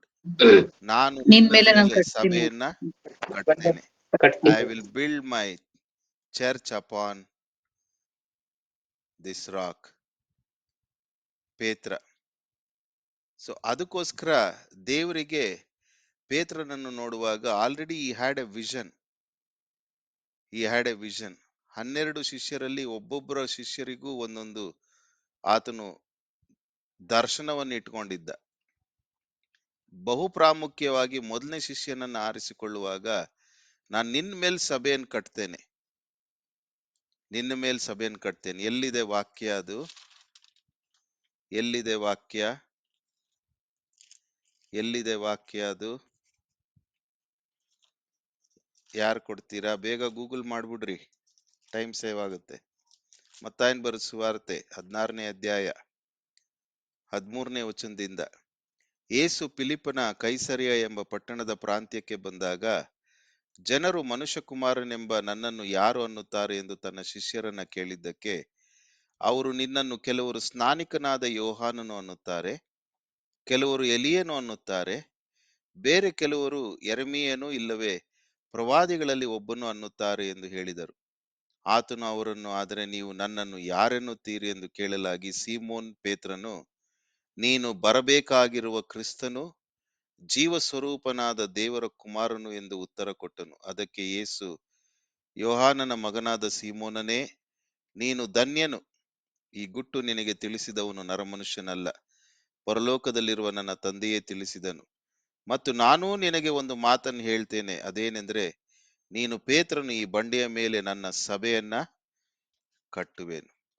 ಇದು ಯೇಸು ಕ್ರಿಸ್ತನ ಹೃದಯದಲ್ಲಿತ್ತು. ಇನ್ನೇನು ಆತನು ಕೆಲವೇ ಗಂಟೆಗಳಲ್ಲಿ ಆತನು ದಿವ್ಯಾರೋಹಣ ಆಗುವುದಕ್ಕಿಂತ ಮುಂಚೆ ಪೇತ್ರನಿಗೆ ಮತ್ತೊಮ್ಮೆ ಆತನು ಆರಿಸಿಕೊಂಡಂತ ಉದ್ದೇಶ, ದೇವರು ಪೇತ್ರನನ್ನ ಕರೆದಂತ ಉದ್ದೇಶ, ನನ್ನ ಹಿಂದೆ ಬಾ, ನಾನು ನಿನ್ನನ್ನ ಮನುಷ್ಯರನ್ನು ಹಿಡಿಯುವ ಬೆಸ್ತರನ್ನಾಗಿ ಮಾಡ್ತೇನೆ. Follow me, I will make you fishers of men. ಇದನ್ನ ಪೇತ್ರನ ಜೀವಿತದಲ್ಲಿ ನೆರವೇರಿಸಿಕೊಳ್ಳುವುದಕ್ಕೋಸ್ಕರ, ಹಾಗೂ ಪೇತ್ರನ ಬಗ್ಗೆ ತಾನು ಇಟ್ಟುಕೊಂಡಂತ, ನಾನು ನನ್ನ ಸಭೆಯನ್ನ ನಿನ್ನ ಮೇಲೆ ಕಟ್ತೇನೆ ಅನ್ನುವಂಥದ್ದನ್ನ ಮತ್ತೆ ಅವನ ಹೃದಯದಲ್ಲಿ ಇನ್ನಷ್ಟು ಅಚ್ಚು ಹಾಕುವಂತೆ ಆತನನ್ನ ಸಿದ್ಧಪಡಿಸುವುದಕ್ಕೆ, ಮತ್ತು ನೋಡು ಪೇತ್ರ, ನೀನು ಹಿಂಜರಿದು ಬಿಡುತ್ತೀಯ, ನಿನ್ನ ಪ್ರತಿಷ್ಠೆಯಲ್ಲಿ ಹಿಂಜರಿದು ಬಿಡುತ್ತೀಯ.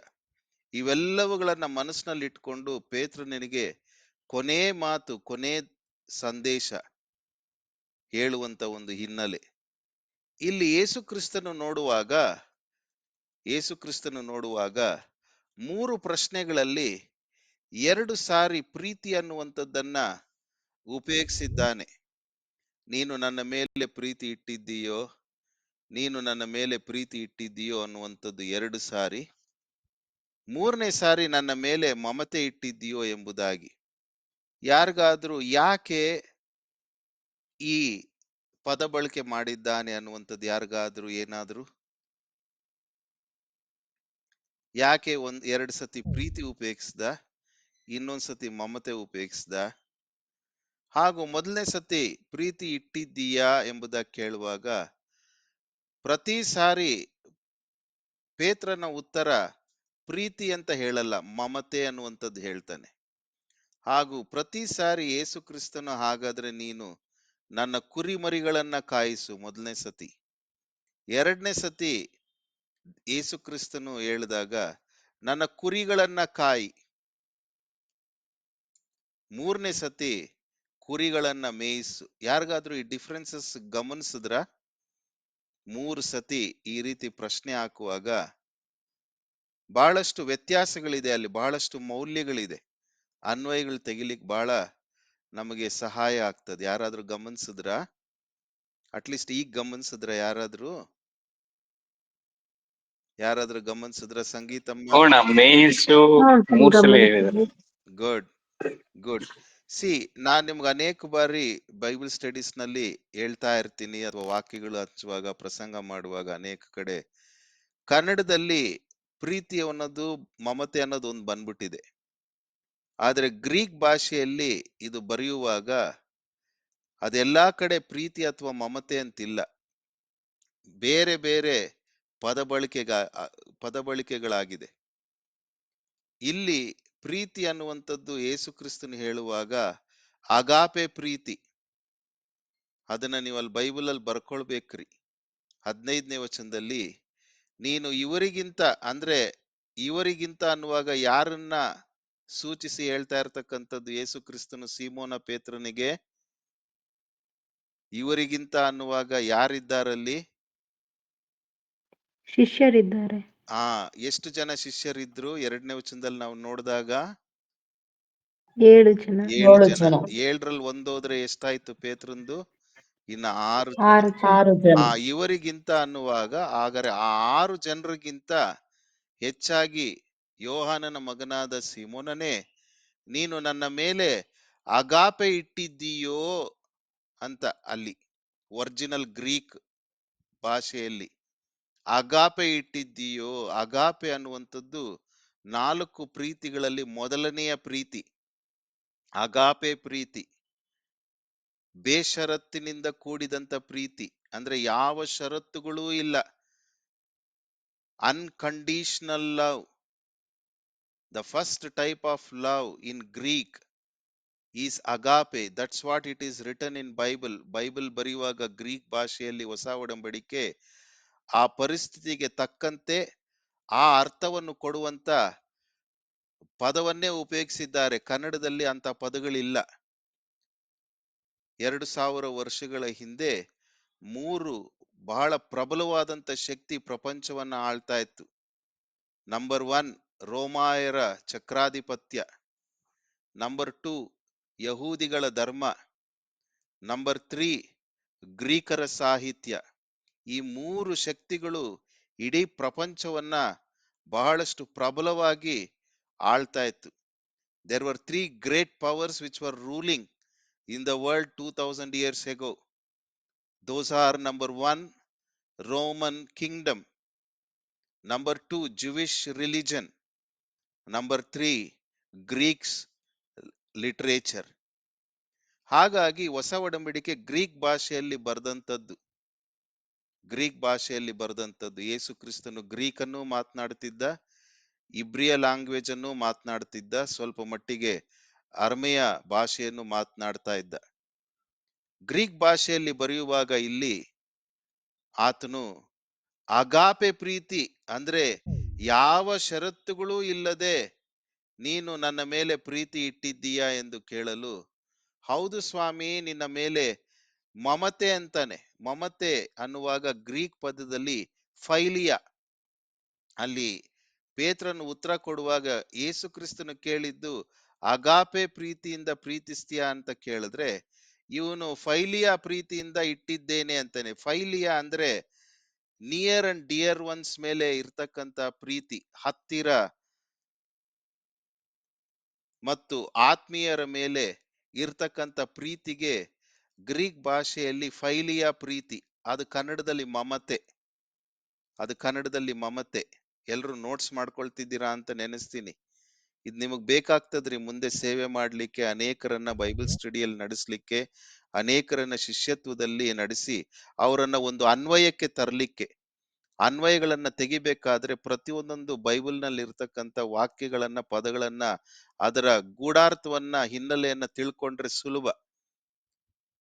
ಯೇಸು ಕ್ರಿಸ್ತನ್ ಹೇಳ್ತಾ ಇರೋದು, ಯಾವ ಷರತ್ತಿಲ್ದೆ ನೀನ್ ನನ್ ಮೇಲೆ ಪ್ರೀತಿ ಇಟ್ಟಿದ್ಯಾ ಅಂದ್ರೆ, ಪೇತ್ರನು ಉತ್ತರ ಕೊಡ್ತಾ ಇರೋದು, ನಾನು ಮಮತೆ ಇಟ್ಟಿದ್ದೇನೆ ಅಂದ್ರೆ ಹತ್ತಿರ ಮತ್ತು ಆತ್ಮೀಯರ ಮೇಲೆ ಇರ್ತಕ್ಕಂಥ ಪ್ರೀತಿ. ಸಾಮಾನ್ಯ when we love our near and dear ones, it is always conditional love. ಅವ್ರು ಪ್ರೀತಿ ಮಾಡಿದ್ರೆ ನಾನು ಪ್ರೀತಿ ಮಾಡ್ತೀನಿ. ಈಗ ಶೇಖರ್ ನನಗೆ ಬಹಳ ಹತ್ತಿರವಾದಂಥವ್ರು. ನನ್ನ ಸುಖದಲ್ಲೂ, ನನ್ನ ಕಷ್ಟದಲ್ಲೂ, ನನ್ನ ದುಃಖದಲ್ಲೂ, ನನ್ನ ನೋವಿನಲ್ಲೂ ಬಹಳ ನನಗೆ ಅಂಟ್ಕೊಂಡಿರೋರು. 20 ವರ್ಷದಿಂದೆ ನಾನು ಕೆಲ್ಸಕ್ಕೆ ಹೋಗಕ್ ಇನ್ನೇನು ರೆಡಿ ಇದ್ದೆ. ಆಗ ನನ್ನ ತಂದೆ ನನ್ನನ್ನು ಆವಾಗ ಶೇಖರ್ ನನ್ನ ತಂದೆನ ನೋಡ್ಲಿಕ್ಕೆ ಬಂದಿದ್ರು 11 ಗಂಟೆಯಲ್ಲೋ 10 ಗಂಟೆಯಲ್ಲೋ. ಮಾತನಾಡಿದ್ಮೇಲೆ, ಏನಪ್ಪಾ ಮಗ್ನೆ, ನೀನ್ ಇವ್ರ ಜೊತೆಗೆ ಸಮಯ ಕಳೀತೀಯ, ನೀನ್ ಇವ್ರನ್ನ ಕಾಪಾಡ್ತೀಯ ನೀನು ಮುಂದಕ್ಕೆ, ಕರೆಕ್ಟಾ ಶೇಖರ್? ಹೌದಣ್ಣ, ಹಾ, ಹೌದು. ಇದು ನನಗೂ ಶೇಖರ್ಗೂ ಇರ್ತಕ್ಕಂಥದ್ದು ಫೈಲಿಯ ಪ್ರೀತಿ, ಹತ್ತಿರ ಮತ್ತು ಆತ್ಮೀಯರ ಮೇಲೆ ಇರತಕ್ಕಂಥ ಪ್ರೀತಿ, near and dear ones. It is always conditional love. Correct ಅಲ್ಲ ಶೇಖರ್? ಅನೇಕ ಬಾರಿ ನಾವೆಷ್ಟೇ ಆತ್ಮೀಯರಾಗಿದ್ರು ನಾವಿಬ್ರು ಒಂದೊಂದ್ಸತಿ ನಾನು ಕೂಡ ಶೇಖರ್ ಮಾಡ್ಲಿ, ಎಷ್ಟ್ ಸತಿ ನಾನ್ ಮಾಡೋದು ಅಂತ ಕಾದಿದ್ದೀನ? ಇಲ್ಲ ಅಣ್ಣ, ಯಾವಾಗ ಹಂಗಾಗಿಲ್ಲ ದೇವ್ರ ಕಾದಿದ್ದೀನಿ. ಕೃಪೆಯಿಂದ. ಪಾಪ ನೀವು ನನಗೆ ಗೌರವ ಕೊಡ್ತಾ ಇದ್ದೀರಾ. ಕಾದಿ ಹಾ, ಮಾಡ್ಲಿ ಶೇಖರ್ನ, ಎಷ್ಟ್ ಸತಿ ನಾನ್ ಮಾಡೋದು, ಅವರು ಒಂದ್ಸತಿ ಮಾಡ್ಬೇಕು. ಏನಾಯ್ತದು? ಮಮತೆ ಅನ್ನುವಾಗ, ಹತ್ತಿರ ಮತ್ತು ಆತ್ಮೀಯರ ಮೇಲೆ ಇರ್ತಕ್ಕಂಥ ಪ್ರೀತಿ ಅನ್ನುವಾಗ, it is always based on certain conditions. ಒಂದು ಷರತ್ತುಗಳಿಂದ ಕೂಡಿರ್ತದೆ. ನಿಮ್ ಫ್ರೆಂಡ್ ಸರ್ಕಲ್ ಅಲ್ಲಾಗ್ಲಿ, ಕೊಲೀಗ್ಸ್ ಅಲ್ಲಾಗ್ಲಿ, ನಿಮ್ಮ ಕ್ಲೋಸ್ ಫ್ರೆಂಡ್ಸ್ ಅಲ್ಲಾಗ್ಲಿ, it's always based on certain conditions. ಅವ್ರು ಹಿಂಗಿದ್ರೆ ನಾನು ಹಿಂಗಿರ್ತೀನಿ, ಅವ್ರು ಹಿಂಗ್ ಮಾಡಿದ್ರೆ ನಾನು ಪ್ರೀತಿ ಮಾಡ್ತೀನಿ, ಅವರು ಯುಗಾದಿ ದಿವಸ ಒಬ್ಬಟ್ಟು ಕೊಟ್ರೆ ನಾನು ಕೊಟ್ಟು ಕಳಿಸ್ತೀನಿ, ಯುಗಾದಿ ದಿವಸ ಕೊಡ್ಲಿಲ್ಲ ಅಂದ್ರೆ ನಾನು ಗಣೇಶ ಹಬ್ಬ ದಿವಸ ಯಾಕೆ ಕಡುಬು ಕೊಟ್ಟು ಕಳಿಸ್ಬೇಕು? ತಲೆಗಿಲೆ ಕೆಟ್ಟಿದ್ಯಾ ನನಗೆ? ಕರೆಕ್ಟಾ? ಕರೆಕ್ಟ್ ತಾನೆ? ಅಲ್ಲ ಶೇಖರ್ ಅಲ್ಲ, ಬೇರೆಯವ್ರ ಅಲ್ಲಿ ಕರೆಕ್ಟ್ ತಾನೆ? That is what is conditional love. ಅವ್ರು ನಮ್ಮನೆಗ್ ಬಂದ್ರೆ ನಾನು, ಏನಮ್ಮ ಕೋಮಲಾ, ಜ್ಯೋತಿ, ಕರೆಕ್ಟಾ?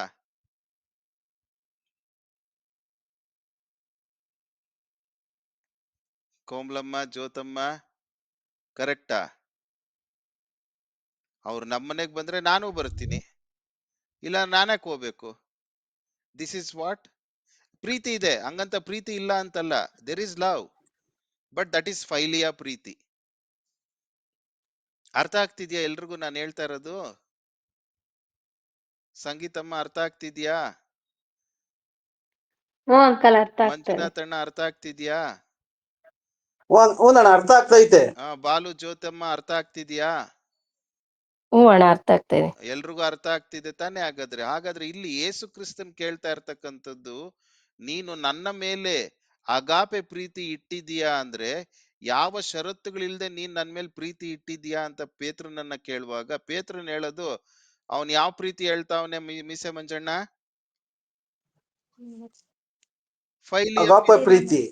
ಫೈಲಿಯ ಮಮತೆ ಅಂದ್ರೆ ಕಂಡೀಷನ್, ಮಮತೆಯ ಪ್ರೀತಿ. ಅದಕ್ಕೋಸ್ಕರ ಮತ್ತೆ ಆತನು 2ನೇ ಸತಿ ಕೇಳುವಂತದ್ದು ಏನು? ಯೋಹಾನನ ಮಗನಾದ ಸಿಮೋನನೇ ಮತ್ತೆ ಕೇಳ್ತಾನೆ, ಅವನಲ್ಲಿ ಅರುವನ್ನ ಮೂಡಿಸುವುದಕ್ಕೆ. ಅದಕ್ಕೋಸ್ಕರ ಸಾಮಾನ್ಯ ನಾನು ಮಾತನಾಡುವಾಗ ಕೂಡ ಶೇಖರ್ಗೆ ಚೆನ್ನಾಗಿ ಗೊತ್ತಿದೆ, ಇನ್ನು ಅನೇಕರಿಗೆ ಗೊತ್ತಿದೆ, ಅನೇಕರನ್ನ ಕೇಳ್ತೀನಿ, I am asking you apple but you are giving me orange ಅಂತೀನಿ. ಏನಮ್ಮ Sanju? When I ask for an apple, people sometimes give me orange or bitter gourd. ನಾನು ಆಪಲ್ ಕೇಳಿದ್ರೆ ಕಿತ್ಲೆ ಹಣ್ಣು ಕೊಡ್ತಾರೆ, ಇಲ್ಲ ಹಾಗಲಕಾಯಿ ಕೊಡ್ತಾರೆ. That is what is happening here. Christ is asking for unconditional love, but he is committing for conditioned love. ಅರ್ಥ ಆಗ್ತಿದ್ಯಲ್ಲಮ್ಮ ಸಂಜಮ್ಮ?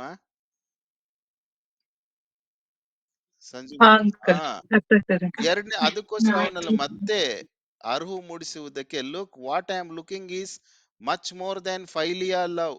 ಮಮತೆಗಿಂತಲೂ ಹೆಚ್ಚಿನ ಪ್ರೀತಿ, ಬೇಷರತ್ತಿನಿಂದ ಕೂಡಿದಂತ ಪ್ರೀತಿ, ಯಾವ ಷರತ್ತುಗಳು ಇಲ್ಲದೆ ಇರತಕ್ಕಂತ ಪ್ರೀತಿ. ಗಂಡ ಹೆಂಡತಿ ಎಷ್ಟೇ ಲವ್ ಮಾಡಿ ಮದ್ವೆ ಆದ್ರೂ ಅವರಲ್ಲಿ ಅಗಾಪೆ ಪ್ರೀತಿ ಬರೋದು ಬಹಳ ಕಷ್ಟ. ಮದ್ವೆ ಆಗೋವರೆಗೂ ಅಗಾಪೆ ಪ್ರೀತಿ ಇರ್ತದೆ, ಯಾಕಂದ್ರೆ ಒಬ್ರನ್ನೊಬ್ರು ಸಂಪಾದಿಸ್ಕೊಳ್ಬೇಕಾಗಿರ್ತದೆ. ಹಾಗಾಗಿ ಮದ್ವೆ ತಾಳಿ ಕಟ್ಸ್ಕೊಳ್ಳೋವರೆಗೂ, ತಾಳಿ ಕಟ್ಟೋವರೆಗೂ ಅಗಾಪೆ ಪ್ರೀತಿ. ಒನ್ಸ್ ಕುತ್ತಿಗೆಗೆ ಬಿದ್ದ ಮೇಲೆ ಅಗಾಪೆ ಪ್ರೀತಿಯಿಂದ ಫೈಲಿಯ ಪ್ರೀತಿಗೆ ಬರ್ತದೆ. ಕಂಡೀಷನ್ಡ್ ಲವ್ ಏನೇ ಇರ್ಲಿ, ಅದು ಮ್ಯಾರೇಜ್ ಸ್ಟಡಿ, ಅದು ಬೇರೆ ಮಾತಾಡ್ತೀನಿ. ಆಗ ಎರಡನೇ ಸತಿ ಮತ್ತೆ ಅವನು ಕೇಳುವಂಥದ್ದು, ಮತ್ತೆ ಹೇಳ್ತಾನೆ, ನಿನ್ನ ಮೇಲೆ ಮಮತೆ ಇಟ್ಟಿದ್ದೇನೆ. ಆದ್ರೂ ಕೂಡ ಯೇಸು ಕ್ರಿಸ್ತನ್ ಹೇಳುವಂಥದ್ದು, ಹಾಗಾದ್ರೆ ನನ್ನ ಕುರಿಗಳನ್ನ ಕಾಯಿ. ಅದಕ್ಕೆ ಬರ್ತೀನಿ ಆಮೇಲೆ. ಮೂರನೇ ಸತಿ ಯೇಸು ಕ್ರಿಸ್ತನು ಕೇಳುವಾಗ, ಯೋಹಾನನ ಮಗನಾದ ಸೀಮೋನನೇ, ನನ್ನ ಮೇಲೆ ಮಮತೆ ಇಟ್ಟಿದ್ದೀಯೋ, ಅಲ್ಲಿ ಅವನಿಗೆ ಬ್ರೈನ್ ಓಪನ್ ಆಯ್ತು. ಓಹೋ, ನಾನು ತಪ್ಪು ಮಾಡ್ತಾ ಇದ್ದೀನಿ. ದೇವರು ಯೇಸು ಕ್ರಿಸ್ತನು ನನ್ನಿಂದ ಅಪೇಕ್ಷಿಸ್ತಾ ಇರತಕ್ಕಂಥದ್ದು ಬೇಷರತ್ತಿನಿಂದ ಕೂಡಿದಂತ ಪ್ರೀತಿ, ಅನ್ಕಂಡೀಷನಲ್ ಲವ್. ಆದ್ರೆ ನಾನು ಈ ರೀತಿ ಪ್ರೀತಿಸ್ತೇನೆ ಎಂಬುದಾಗಿ ಹೇಳ್ತಾ ಇದ್ದೀನಿ. ಆಗ ಅವನಿಗೆ ಬ್ರೈನ್ ಓಪನ್ ಆಯ್ತು, ಟ್ಯೂಬ್ಲೈಟ್ ಆನ್ ಆಯ್ತು.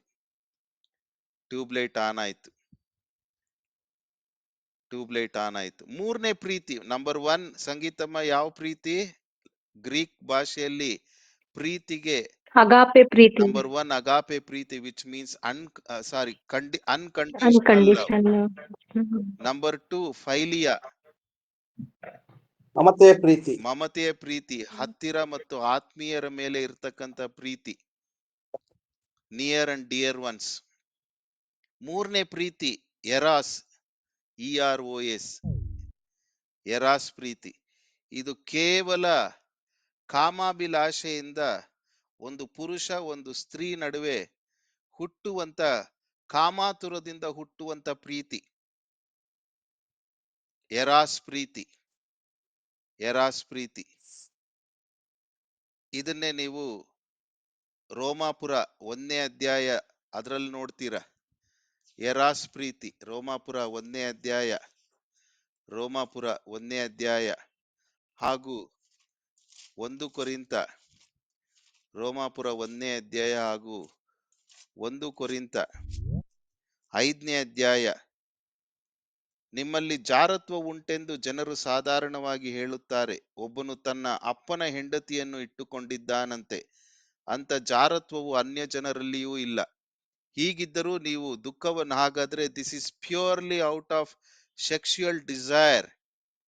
ದಿಸ್ ಇಸ್ ಎರಾಸ್ ಪ್ರೀತಿ, ದಿಸ್ ಇಸ್ ಎರಾಸ್. ಹಾಗೂ ರೋಮಾಪುರ 1ನೇ ಅಧ್ಯಾಯ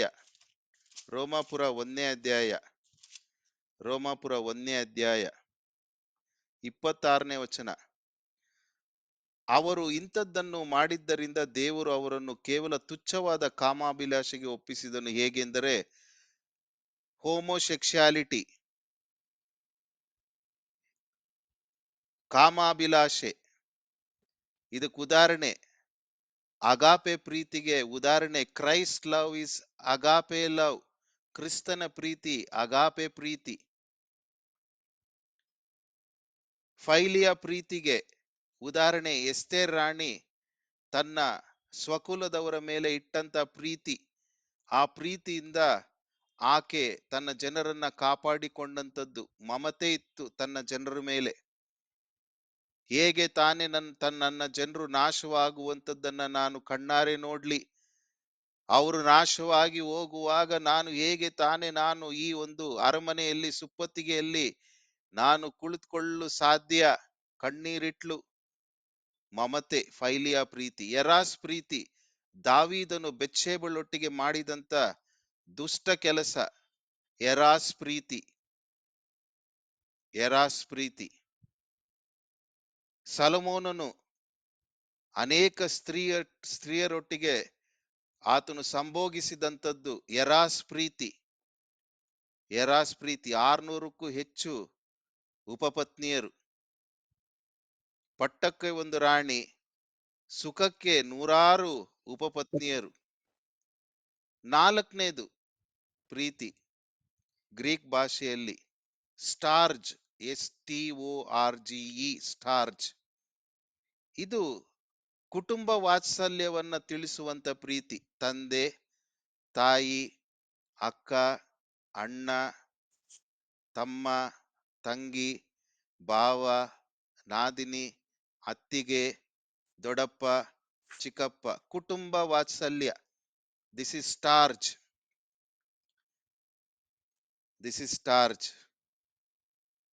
ಮತ್ತಾಯನ್ ಬರೆದ ಸುವಾರ್ತೆಯಲ್ಲಿ ಅದನ್ನೇ ದೇವರ ಚಿತ್ತದಂತೆ ಅಲ್ಲಿ ಯೇಸು ಕ್ರಿಸ್ತನ ಸೇವೆ ಮಾಡುವಾಗ ಜನರು ಬಂದು ಹೇಳ್ತಾರೆ, ನೋಡಿ ನಿನ್ನ ಅಣ್ಣ ತಮ್ಮಂದ್ರು ಕಾಯ್ತಾ ಇದ್ದಾರೆ. ಸ್ಟಾರ್ಜ್ ಪ್ರೀತಿ, ಅದು ಸ್ಟಾರ್ಜ್ ಪ್ರೀತಿ.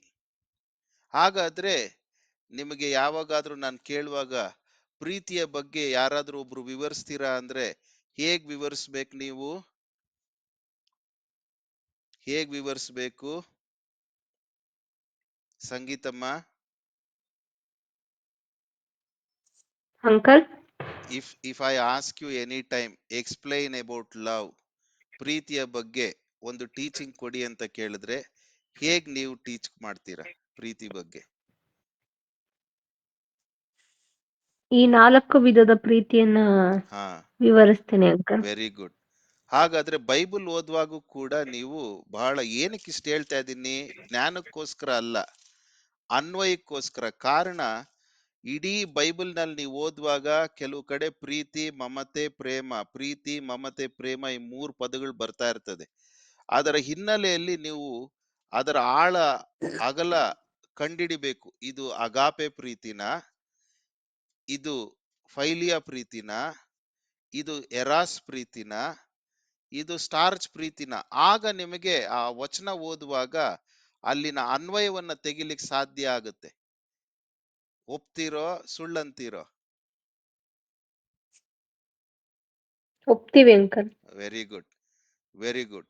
ಸೊ ಹಾಗಾಗಿ ಇಲ್ಲಿ ಈಗ ನನಗೆ ಬಹು ಪ್ರಾಮುಖ್ಯವಾಗಿ ಇವತ್ತೊಂದು 10 ನಿಮಿಷ ಎಕ್ಸ್ಟ್ರಾ ತಗೊಳ್ತೀನಿ. ಯಾಕಂದ್ರೆ ಎಲ್ರು 10-15 ನಿಮಿಷ ಲೇಟ್ ಆಗಿ ಜಾಯ್ನ್ ಆಗ್ತೀರಾ. ಅಷ್ಟು ನಿಮಿಷ ನೀವೆಲ್ರು ನಾನು ಕೊಡ್ಲೇಬೇಕಲ್ಲ. ಮುನ್ರಾಜು, ವಸಂತು, ಅಂಕಲ್ ನಮಸ್ತೆ. ಅಂಕಲ್ ನಮಸ್ತೆ. ನಮಸ್ತೆ ಅಂಕಲ್. ಎಷ್ಟ್ ನಿಮಿಷ ಲೇಟ್ ಆಗಿ ಜಾಯ್ನ್ ಆಗ್ತಿರೋ ಅಷ್ಟ್ ನಿಮಿಷ ನನಗೆ ತಾನೇ ಅದು ಸೇರಿರೋದು. ಹೌದು ಹೌದು ಅಂಕಲ್, ಹೌದು ಅಂಕಲ್. ಎಲ್ರು ಒಪ್ತೀರಾ? ಹೌದಣ್ಣ. ಸಂಜುಮಾ ಒಪ್ತೀರಾ? ಹ್ಞೂಣ್ಣ. ಹಂಗಂದ್ರೆ ಹೌದು ಅಂಕಲ್. ಕರೆಕ್ಟ್ ಆಗಿ ಸೇರಿದವ್ರಿಗೆ ಹೋಗೋಣ. ನಾವು ಕರೆಕ್ಟ್ ಆಗಿ ಸೇರಿದೀವಿ, ನಮಗೆ ಅನ್ಯಾಯ, we want justice, we want justice, ನಮಗ್ ಬೇಕೇ ಬೇಕು, ನ್ಯಾಯ ಬೇಕು, ಬೇಕು ಬೇಕು ನ್ಯಾಯ ಬೇಕು. ಕರೆಕ್ಟ್ ನಾವು ಸೇರಿದ್ದೀವಿ, 8:00ವರೆಗೆ ಮುಗಿಸ್ಬೇಕು ಅಂತಾರೆ ಕೆಲವರು. ಅವ್ರಿಗೆ ಹೆಂಗ್ ನ್ಯಾಯ ದೊರಕ್ಸದ್ ನಾನು? ಹೆಂಗ್ ನ್ಯಾಯ ದೊರಕ್ಸೋದು? ಈಗ ತಾನೇ ಕಲ್ತಿದ್ದೀರಾ? ಏನ್ ಪರವಾಗಿಲ್ಲ ಅಣ್ಣ, ರಿಪೀಟ್ ಆದಂಗ ಆಗತ್ತೆ ಅವ್ರಿಗೆ. ಅಲ್ಲ, ಈಗ ತಾನೇ ಕಲ್ತಿದ್ದೀರಾ. ಪ್ರೀತಿ ಮಾಡ್ಬೇಕು ಅಗಾಪೆ ಅಂಕಲ್, ಪ್ರೀತಿ ಪ್ರೀತಿಯಿಂದ ಅಂತ. ಹೇಳ್ಬೇಕು. ಪ್ರೀತಿ ಅದು. Very good. 8 ವರ್ಷಕ್ಕೆ ನನ್ ಮಕ್ಳು ದಂಟಾದ್ರು ಅಂದಂಗೆ ನಂದು ಆತ್ಮಿಕ ಜೀವನ ಸಾರ್ಥಕ ಆಯ್ತು ಇವತ್ತು. ಹಾಗಾದ್ರೆ ಅವರು 7 ಗಂಟೆಗೆ 7:15 ಸೇರಿದವ್ರಿಗೆ ಎಂತ ಪ್ರೀತಿಯಿಂದ ಸಹಕರಿಸ್ಕೊಂಡಿರ್ಬೇಕು. ಅಗಾಪೆ ಪ್ರೀತಿ. ಅಗಾಪೆ ಪ್ರೀತಿ. ಲೇಟಾಗಿ ಸೇರಿದವ್ರಿಗೆ ಹೇಳಕ್ ಸುಲಭ ಅಗಾಪೆ ಪ್ರೀತಿ ಅಂತ. ಮೊದಲನೇ ಸತಿ ಹೇಳುವಾಗ ಯೇಸು ಕ್ರಿಸ್ತನು 15ನೇ ವಚನದಲ್ಲಿ ನೀನು ಇವರಿಗಿಂತ ಹೆಚ್ಚಾಗಿ ನನ್ನ ಮೇಲೆ ಪ್ರೀತಿ ಇಟ್ಟಿದ್ದೀಯೋ ಎಂದು ಕೇಳಲು ಅವನು, ಹೌದು ಸ್ವಾಮಿ, ನಿನ್ನ ಮೇಲೆ ಮಮತೆ ಇಟ್ಟಿದ್ದೇನೆಂಬುದನ್ನು ನೀನೇ ಬಲ್ಲೆ.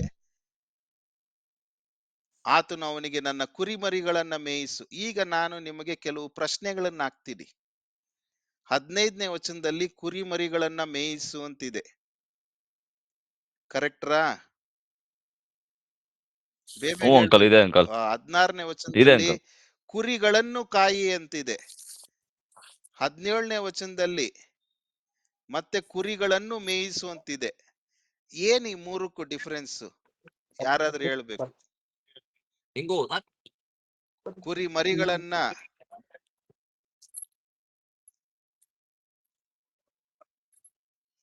ಹೇಳ್ಬೇಕು ಯಾರಾದ್ರೂ. ಕುರಿ ಮರಿಗಳನ್ನ ಮೇಯಿಸು ಅಂದ್ರೆ ಏನು? ಫಸ್ಟ್ ಆಫ್ ಆಲ್ ನಿಮಗ್ ಡಿಫರೆನ್ಸ್ ಗೊತ್ತಿರ್ಬೇಕು. ಕುರಿ ಮರಿಗಳಂದ್ರೆ ಏನು, ಕುರಿ ಅಂದ್ರೆ ಏನು, ಮೇಯಿಸು ಅಂದ್ರೆ ಏನು, ಕಾಯಿ ಅಂದ್ರೆ ಏನು. ಇಷ್ಟ ಹೇಳಿದ್ರೆ ನಿಮ್ಗೆ ಅನ್ವಯ ಸುಲಭ ಆಗುತ್ತೆ. ನಾನು ಹೇಳದ್ ಸುಲಭ, ನಿಮ್ಮಿಂದ ಬರೆಸ್ಬೇಕು ಅಂತ ಆಸೆ ನನ್ಗೆ. ಕುರಿ ಮರಿಗಳಂದ್ರೆ ಏನು? ಕುರಿ ಮರಿಗಳಂದ್ರೆ ಚಿಕ್ಕದು, ಅದು ಅವ್ರಾಗ ಅವ್ರು ಕೇರ್ ಮಾಡ್ಕೊಳಕ್ ಆಗಲ್ಲ. ಹಾ ಮೇಯ್ಸು ಅಂದ್ರೆ ಅವ್ರಿಗೆ ಬೇಕಾದ ಊಟ ಹಾ ಕರೆಕ್ಟ್ ಟೈಮ್ಗೆ ಏನ್ ಬೇಕೋ ಅದ್ ಕೊಡ್ಬೇಕು. ಹಾ ಕಾಯಿ ಅಂತ ಅಂದ್ರೆ ಅವ್ರನ್ನ ಮಾನಿಟರ್ ಮಾಡಿ. ಹ್ಮ್ ಹ್ಮ್ ಕಾಯ್ಬೇಕು. ಕರೆಕ್ಟ್. ಹಾಗಾದ್ರೆ ಕುರಿ ಅಂದ್ರೆ, ಮರಿಗಳಂದ್ರೆ ಚಿಕ್ಕದು. ಯಾವಾಗ್ಲೂ ಯೇಸು ಕ್ರಿಸ್ತನ ಒಂದು ಕುರಿ ಮರಿಯನ್ನ ಕಂಕ್ಲಲ್ಲಿ ಇಟ್ಕೊಂಡಿರ್ತಾನೆ, ಎದೆಗೆ ಅಪ್ಪಿಕೊಂಡಿರ್ತಾನೆ. ಕುರಿಮರಿ, ಲ್ಯಾಂಬ್, ಇಂಗ್ಲಿಷ್ ನಲ್ಲಿ ಲ್ಯಾಂಬ್. ಕುರಿ ಅನ್ನುವಾಗ ಕುರಿ ಅಂದ್ರೆ ದೊಡ್ಡದಾಗಿರುತ್ತೆ, ಚೀಪ್ ದೊಡ್ಡದು. ಅವ್ರು ಬೆಳ್ದಿರ್ತಾರೆ, ಅವ್ರನ್ನ ಜಸ್ಟ್ ಮಾನಿಟರ್ ಮಾಡೋದು, ಗೈಡ್ ಮಾಡೋದು ಆತರ. ಹಾ ಹಾ ಹಾ ಮೇಯಿಸು, ಕುರಿಗಳನ್ನ ಮೇಯಿಸು, ಕುರಿಗಳನ್ನ ಕಾಯಿ, ಕುರಿಗಳನ್ನ ಮೇಯಿಸು. ಕುರಿಮರಿಗಳನ್ನ ಮೇಯಿಸು ಗೊತ್ತಾಯ್ತು, ಕುರಿಗಳನ್ನು ಕೂಡ ಮೇಯಿಸು ಅಂತಾನೆ 3ನೇ ಸತಿ ಯೇಸು ಕ್ರಿಸ್ತನು. ಅದೇನಿರ್ಬೋದು? ಯಾರಾದ್ರೂ? ಮುನ್ರಾಜ ನೀವ್ ಹೇಳ್ಬೇಕು.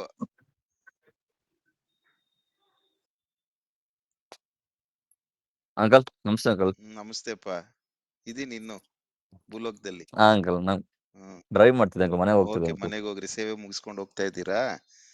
ಹಾ ಅಂಕಲ್. ಹಾಗಾದ್ರೆ ಮೊದಲನೇ ಇಲ್ಲಿ ಯೇಸು ಕ್ರಿಸ್ತನು ಕೇಳುವಾಗ, ಮೊದಲನೇ ಸತಿ ನೀನು ಕುರಿ ಮರಿಗಳನ್ನ ಮೇಯಿಸು ಅನ್ನುವಾಗ, ಸೆಕೆಂಡ್ ಜನರೇಷನ್, 2ನೇ ಸಂತತಿ, ಅಥವಾ ಈಗ ತಾನೇ ಯೇಸು ಕ್ರಿಸ್ತನಲ್ಲಿ ಹುಟ್ಟಿದಂತವರು, ಈಗ ತಾನೇ ಯೇಸು ಕ್ರಿಸ್ತನನ್ನ ರಕ್ಷಣೆಯ ಅನುಭವಕ್ಕೆ ಬಂದು ಅಂಗೀಕರಿಸಿದಂತವರು, ಹಸುಗೂಸುಗಳು ಯೇಸು ಕ್ರಿಸ್ತನಲ್ಲಿ, ಮೊಲೆಗೂಸುಗಳು, ಅಂತವರನ್ನ ಮೇಯಿಸು. ಮೇಯಿಸು ಕುರಿ ಮರಿಗಳು ಅನ್ನುವಾಗ ಬಹಳ ಸೂಕ್ಷ್ಮ, ಬಹಳ ನಾಜೂಕ್ನಿಂದ ಮಕ್ಕಳನ್ನ ಸಾಕ್ಬೇಕು. ಹಾಗೆ ಯೇಸು ಕ್ರಿಸ್ತನಲ್ಲಿ ಈಗ ತಾನೇ ಹುಟ್ಟಿರ್ತಕ್ಕಂಥವ್ರನ್ನ ನೋಡು ಪೇತ್ರ, ಬಹಳ ನೀನು ಮೇಯಿಸ್ಬೇಕು ಅವ್ರನ್ನ, ಬಹಳಷ್ಟು ನೀನ್ ಗಮನ ಕೊಟ್ಟು ಅವ್ರನ್ನ ಸಾಕ್ಬೇಕು, ಬಹಳಷ್ಟು ನೀನು ಗಮನ ಕೊಟ್ಟು ಅವರನ್ನ ಮೇಲೆ ಕಣ್ಣಿಟ್ಟು ನೋಡ್ತಾ ಇರ್ಬೇಕು. ಹೊತ್ತು ಹೊತ್ತಿಗೆ ಏನೇನ್ ಬೇಕೋ ಕೊಡ್ಬೇಕು, ಅಜೀರ್ಣ ಆಗ್ತದ ನೋಡ್ಕೊಳ್ಬೇಕು, ಕಾಯಿಲೆ ಬೀಳ್ತದ ನೋಡ್ಕೊಳ್ಬೇಕು, ಇನ್ಫೆಕ್ಷನ್ ಆಗ್ತದ ನೋಡ್ಕೊಳ್ಬೇಕು, ಭಾನುವಾರ ಬರ್ದೇ ಇದ್ರೆ ವಿಚಾರಿಸ್ಬೇಕು, ಪ್ರಾರ್ಥನೆಗೆ ಬರ್ದೇ ಇದ್ರೆ ವಿಚಾರಿಸ್ಬೇಕು, ಫೋನಲ್ಲಿ ಟಚ್ ಅಲ್ಲಿ ಇಲ್ಲ ಅಂದ್ರೆ ವಿಚಾರಿಸ್ಬೇಕು. ಹಸುಗೂಸುಗಳು, ಇನ್ನು ಹಸುಗೂಸುಗಳು, ಕುರಿಮರಿಗಳು, ನೀನು ಕುರಿಮರಿಗಳನ್ನ ಇನ್ನು ಯೇಸು ಕ್ರಿಸ್ತನಲ್ಲಿ ಹಸುಗೂಸುಗಳಂತೆ ಇರ್ತಕ್ಕಂಥವರನ್ನ ನೀನ್ ಚೆನ್ನಾಗಿ ಪೋಷಿಸ್ಬೇಕಪ್ಪ.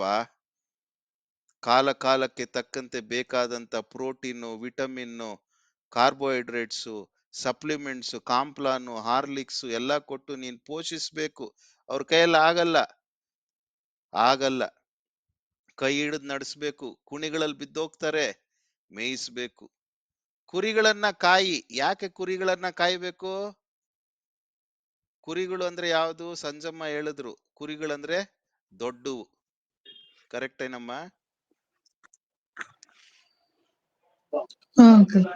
ದೊಡ್ಡವನ್ನ ಏನಕ್ಕೆ ಕಾಯ್ಬೇಕು? ದೊಡ್ಡವನ್ನ ಏನಕ್ಕಾರು ಕಾಯ್ಬೇಕಾ ನಾವು? ದೊಡ್ಡವರಾದ್ಮೇಲೆ ಕಾಯ್ಬೇಕಾ ನಾವು? ಅವರೇ ಕಾಯ್ಕೊಳಕ್ ಆಗಲ್ಲೇನಮ್ಮ? ತಪ್ಪಿ ಹೋಗದಾಗೆ ಕಾಯ್ಬೇಕು. ತಪ್ಪಿ ಹೋದಾಗ ದಾರಿ ತಪ್ತಾರೆ, ನಂಬಿಕೆಯಿಂದ ದೂರ ಹೋಗ್ತಾರೆ, ಕ್ರಿಸ್ತ ನಂಬಿಕೆಯಿಂದ ದೂರ ಹೋಗ್ತಾರೆ, ಲೋಕದ ಆಸೆಗೆ ಬಿದ್ದೋಗ್ತಾರೆ, ಕಣ್ಣಿನ ಆಸೆಗೆ ಬಿದ್ದೋಗ್ತಾರೆ, ಶರೀರದ ಆಸೆಗೆ ಬಿದ್ದೋಗ್ತಾರೆ, ಬದುಕು ಬಾಳಿನ ಡಂಬಕ್ ಬಿದ್ದೋಗ್ತಾರೆ, ಹಣದ ಭ್ರಾಂತಿಗೆ ಬಿದ್ದೋಗ್ತಾರೆ, ಸ್ಥಾನಮಾನದ ಭ್ರಾಂತಿಗಳಿಗೆ ಬಿದ್ದೋಗ್ತಾರೆ, ಐಶ್ವರ್ಯ ಬಂದ ತಕ್ಷಣ ದೇವರಿಗೆ ಟಿಕೆಟ್ ಕೊಡ್ತಾರೆ, ದೇವರನ್ನ ಅರಿಯದವರು ಅನ್ನುವಂತ ರೀತಿಯಲ್ಲಿ ಜೀವಿಸ್ತಾರೆ. ಕಾಯ್ಬೇಕು ನೀನು ಅಂತ ಸ್ಥಿತಿಗೆ. ಯಾವ್ದಾದ್ರು ಕುರಿಗಳು ಹೋಗ್ತಾ ಇದ್ರೆ ನೀನು ಅವರನ್ನ ಮತ್ತೆ ಕಾದು ಹಟ್ಟಿಗೆ ಸೇರಿಸ್ಬೇಕು, ಕಾಯ್ಬೇಕು. ಕುರಿಗಳನ್ನ ನೀನ್ ಕಾಯ್ಬೇಕು.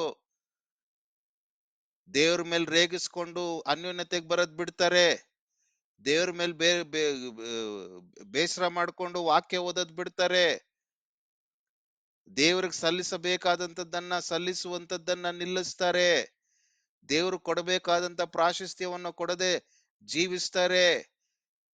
ಇದೆಲ್ಲವುಗಳಿಂದ ನೀನ್ ಕಾಯ್ಬೇಕು ಪೇತ್ರ. ಇದೆಲ್ಲ ಮಾಡ್ಬೇಕಾದ್ರೆ you need to have agape love. It doesn't happen so easily. ಬೇಷರತ್ತಿನಿಂದ ನೀನು ಯಾವುದನ್ನು ಫಲಾಪೇಕ್ಷೆಗಳಿಂದ ನೀನು ಅಪೇಕ್ಷಿಸದೆ ಅವರೊಟ್ಟಿಗೆ ನೀನು ಕೆಲಸ ಮಾಡಬೇಕು. ನಿನ್ನ ಜೀವನವನ್ನ ನೀನು ವೆಚ್ಚ ಮಾಡಬೇಕು, ನಿನ್ನ ಜೀವನವನ್ನೇ ವೆಚ್ಚ ಮಾಡಬೇಕು, ಕಾಯ್ಬೇಕು. ಹಾಗೆ ಕುರಿಗಳನ್ನ ಮೇಯಿಸು. ಹೇಗೆ ಪ್ರಾರಂಭದ ದಿವಸಗಳಲ್ಲಿ ಮಗುವಿಗೆ ಯಾವ ಒಂದು ಕೇರ್ ಅಟೆನ್ಷನ್ ಕೊಡಬೇಕೋ,